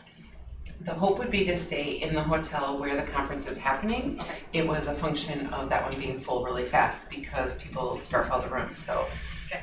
Yes, if we are on it and register right away, there should be a room at the place where the conference is being held. I'll go. I If can you register register on that, it's November open now. 3rd. It's the first day I can register people, so that was something I was gonna ask you guys, so you would like to go? Yeah, I'll go. What date is the day you need to know that? It's January 21st through the 23rd. When does she need to know? By November 3rd is the first day that she can register people. So- I'll know for sure by then. Okay. Perfect. My call schedule. I'm not in college, as well. And what about October 9? Yes, so we can register that anytime you're ready. October 9 is in Milwaukee? On Alaska. On Alaska. Yep. Oh, Close by. neighbors. Yep. We went to GET that one time, right? Yes. Are you driving? Yes, if you're riding. Yes. So please let Marty know if you want her to register you. If you guys register to go, I would also go. If nobody is registering, then I won't go because it's things that I would learn elsewhere. Okay, back to you. Here's future agenda items, Just one. just one. Yes. Sports activities like football, something like that. Talk about school sports. Beyond what Andy came and talked about earlier this year, like another session with Andy. No, Is it- just the general talks. Like why we have small population of the students participate in sports. Like last time we had a discussion, for a good 1 hour, similar kind of a discussion, but on that day, I was not feeling well. If you see the recording, I did not speak one sentence, just due to some complication. Yeah. So- So you like to have Andy come back, is that what you're? No, it's just the general talks. We can talk about why participation of the student in different sports is low. Like one person is swimming and we have an investment of billions of dollars. Look at our swimming pool. Everybody should be swimming, dolphins should be swimming. Yeah, I agree with that. Let's up the swimming. We're paying for the pool, put everybody in the pool. Yeah, if they don't, then put the dolphins there. Not one of our mascots, but. Maybe some walleyes or something. Wow. So if you agree on my future topic, I would be happy. But last time I could not speak due to something. So you're wanting to discuss increasing student participation in By inspiring them, extracurriculars. the way that lady was talking to our core belief of our values and our mission, to inspire them. Okay, so sport activities, participation, why they're low and how we can improve that. So could we start from some data of what percentage of our students are in sports as compared to the region? Because I'm not sure we're low compared to others. So I That would am, make you sense. can That talk would about be whatever you great. like, but I think some comparison before we draw judgments. then. Yeah, comparison, and as you are the only person who mentioned, we have a swimming person. So we have a huge investment for a lot of people. And there's a youth swim team that is doing fantastic things, Oh, that's right? good. And so I think it's that ebb and flow of a group that grabs hold of an interest and then they kind of outgrow that, right? Like some years we have, And adaptive sports is using. and our PE uses the pool, so Well, the pool's getting used the a lot. Summer, Okay, okay. The summer I learn was to swim misunderstood. program is invaluable. And So I just don't wanna pretend that we're paying millions, you said billions. No, I was just figure of speech. Yes. And there is this lady, a couple of people asked me why our school do not allow us to swim. I mean, they are in 70s and 60s. So I say, I don't know. I will ask my superintendent, see what she says. They say, no, we pay tax, so let us swim. Would you like to know the answer to So what that? is the answer? So one, we would have to have a lifeguard there, so we'd have to pay someone to be there. You can't allow an open swim without a lifeguard being there. And then we'd be in direct competition with the Lunda Community Center. And we don't want to be in competition with an organization that is so generously given to the district. So we used to, before the new Lunda Community Center was built, that was the pool that the Morning Mermaids used, the group of morning swim aerobic people. We don't staff it with a lifeguard, and we are not in competition with the Lunda Community Center.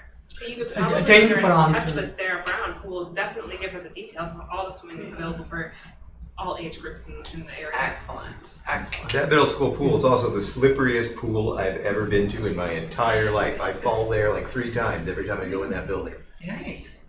That's dangerous. It's slippery. Could just be you, Al. It is just me. Probably should wear a helmet. It's like greased. That's very dangerous.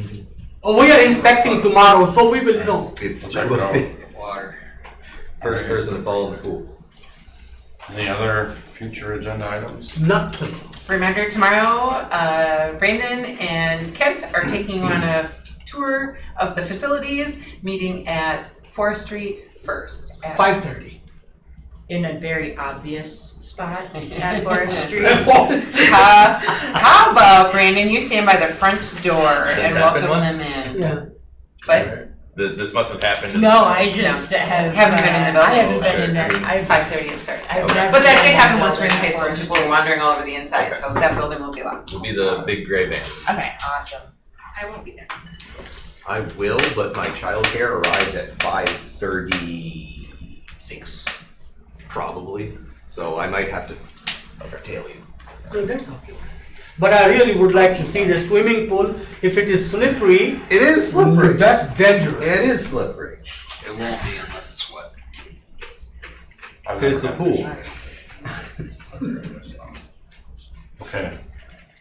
I think we only have one other thing to do then. Homecoming. I will make a motion. Are we making a motion? I will second your. Adjourn to this meeting. Oh, okay, I second it. okay. Michaela already did.